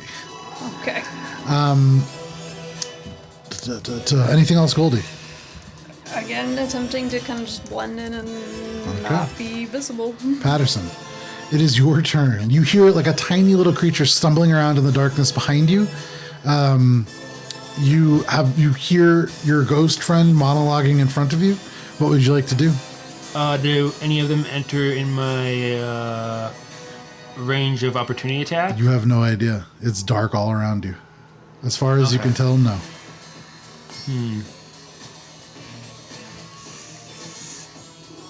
Do I hear my friend in front of me? Yeah. I'll probably run towards him. That makes the most sense. Okay. So running forwards, both of you make dexterity saving throws. I'm gonna do one of them. Danger sense? I have danger sense. Right? So you can see it. So yeah, advantage on that. Will you move from opportunity attacks as an action? Disengage. Disengage. Yeah, I'm gonna disengage. Okay. Move. No problem. It was an 8. An 8. Dexterity saving throw. Oh, that's what I have to roll. You can see it, it's an advantage. They Yeah, can't that was see. at advantage. I got a 1 and a 4. Nice. 9, so 11. 11. And I get an advantage, right? Because No, because you can't see. see. So if you could, you would be able to. Danger. Yeah, but if you Danger can sense, you have to see- be able to see it. Okay. With I think one exception where it's I think like Zealot has a different thing, but either way. So you dart towards your friend and you feel them leveled as you just go straight through them. Oh, geez. You are knocked Just prone. like a ghost. Yeah. Ooh, knocked prone like a ghost. And you can enter the room. You move 10 feet forward. You're still in the darkness. You step on something squishy and yet firm, but step off and into the stone. Oh, my hand. Is it you? Is it you? Is that you? You just stepped on my hand. Oh God, oh God, oh God, oh God, oh God, oh God. Get off of it. You're still standing on Oh, it. yes, you're right, you're right. I step off the hand. You made me lose character. She's somewhere around here. And I'm going to, just my turn. Okay, there you go. That brings us to this creature. Well, her target left. So she's going. You can't see. You're prone, huh? I can see, right? So from your back, looking forwards, you see, like holding the spear. She's gonna turn. You see this little gnome like stumbling around in the darkness. She's definitely getting advantage on this. Watch out, little buddy. This is gonna be a 25 to hit. Sorry. What a terrible damage roll. You watch as she like kind of is like this. The person runs.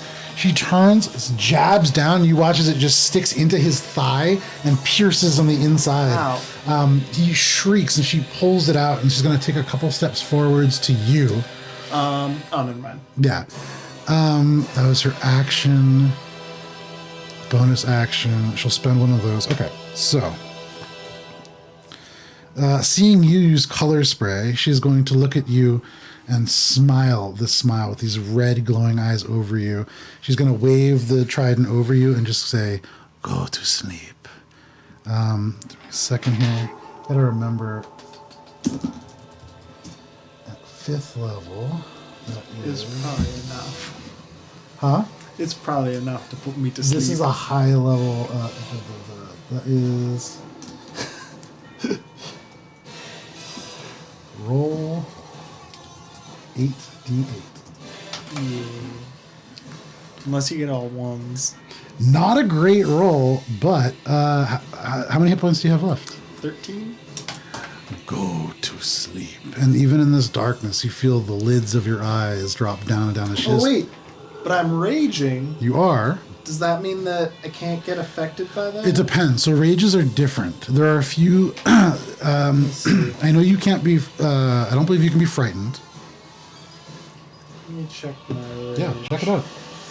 I don't know if it's... I guess no. There is no charm. You're just falling asleep. Alright. So you are asleep. Okay. Oh, sorry. If you're immune to being charmed, you are not affected by this spell. I don't think you are. I don't think I am in this normal rage. I think it's a different subclass. Yeah. So you're taking. I think it's like a furious rage I or also something don't like have that. the barbarian subclass. I think it's I'm just one berserker. level of Yeah. barbarian. You take a nap right on that floor. The last thing that you see are these like red eyes and this smile. My exposures! And as you fall into this darkness, all that you see is that smile. But that is going to be her turn. That brings us to Brewford, who you are unconscious. I believe. Oh, you're just sleeping. All right. So that is your turn. You all hear Bugbear snoring on the ground. Goldie, what would you like to do? Continuing to pick this lock. Go for it. And that's gonna be a... I'm still raging in my sleep. You are not. The ridge drops. It's like, no, Papa, no. Sounds sadder than angry. 24. 24. Finally, in the darkness, you hear somebody muttering, "No, Papa." And you're like, I really have to get out of here. Boom, you pop the lock open, and as the door swings open, it's just this cold air. You see beyond, like trembling, Emerson, like maybe 30 feet away, still just like waiting. As the door opens, you see he takes a couple steps forwards. Anything else? Looking at just out. Okay, full movement? Full movement. 50 feet, you get up to him. He's just kind of like, what's happening? You're gone. You're just continuing down the path, running towards the woods. Fantastic. Goldie, you can remove your model from the board. You have escaped Grimke Manor. Congratulations. That brings us to Patterson. Currently, you are still in the darkness, although... Hang on, I have to read her feature real I'm quick. asleep. No, she can maintain it now. Oh, yeah. Still 'cause darkness. She also cast it. Yeah, still dark. She, sort of. Well, I heard a door open, You did. and I'm searching for my friend Emerson. Sure. I'm going to shout out, Emerson! And you hear Christoph! distantly back there, "Sir, you're still alive? Where are you? I can't see anything! I'll follow your voice! I'm coming!" And you hear footsteps. Anything else? can I tell which direction? Do I have to roll something for that? Make a, you know what? Roll a d20. What is that? A 12. 12? Yeah, you get a vague sense it's coming from like a roughly northern direction. Oh man, I wish I looked at the plot map for this property to know which way is north. North would be that way. Oh, okay. Yeah. And I would say you definitely looked at a plot map. Oh, so then you would definitely know. I'm gonna run to the voice then. Sure. So you run for that voice, 1 step, 2 step, and like 10 feet go by, and suddenly you emerge from the darkness out into the night air. You see the distantly, like the hair of Goldie, like disappearing into the darkness, but running towards you, you see Emerson. Looks very frightened, and like as soon as he sees you, stops and like waits for you to come closer instead of him. God closer. bless him. But he just kind of says, "Sir, you're alive." Don't talk, just run! Just Ah! run! He just turns and takes the rest of his 10 feet back. So he ends up exactly where he was. That brings us to this creature. And I'm going to say because you are asleep. Unfortunately, Matthew, you're the only person who does not escape. Grimke Manor. Maybe So- she just like shuffles me out the door. He's like, oh, you're so tired. I hope you become a ghost there, though. I was a ghost there. I fully embodied the character. Well, now you don't have to act. Now you're an actual ghost Yeah, there. that method. So, the two of you run out into the darkness. Goldie finding like the trees flying by you. You feel like this clock in your possession. Like you made out pretty good, truthfully speaking. Will be the Patterson. richest dwarf in the world. You and Emerson make your way out kind of into the woods, get to the street like a good 100, 150 feet away. Turning and looking back, you see black smoke and you see the beginnings of flames kind of licking towards the top of the roof. You hear strange sounds coming from within, but because it's 12:17 and the two of you have escaped Grimke Manor, this is where we're going to end for the evening. So congratulations to Inspector Patterson and Goldie for not only surviving, I will say, because this is a one-shot, Nick, and you guys are on a whole different continent, this is easy enough to reveal. In your possession, who has the green bottle with the black top? You have 2 doses of universal glue. Nice. I knew it. That's what was in the drain. It was not. No? That was an antagonist for universal solvent. And so you had everything to create universal solvent because I wanted you guys to have the option, like if you really fuck something up with the glue, to like fix it for yourselves. But Relias is an alchemist and she makes all kinds of stuff. And she's still alive. Yeah, she is certainly still alive. Yeah, very interesting that. So Maybe she'll be nice to me because I was trying to spook people out of her house. I'm gonna have to think real hard about, because you guys had an interesting. We were friends. That's definitely not true, but an interesting point. So thank you guys for hanging out, for checking this out. We will be back next week at 8:30 p.m. Eastern Standard Time here at twitch.tv/AlberonRPG for session 92 of Adventures in Alberon. So definitely check. Yeah, I know, right? 3 years. And I can't even remember what it is that we're doing. I know that you guys had just had Willie Winslow and a whole bunch of zombies. Yeah, it was a couple weeks I ago. killed a bunch of people or something. Yeah, like usual. Yeah. My brain is mush. 8:30 p.m. Eastern Standard Time next week here on Twitch. But until then, please stay safe out there. We'll see you then. Bye. Bye.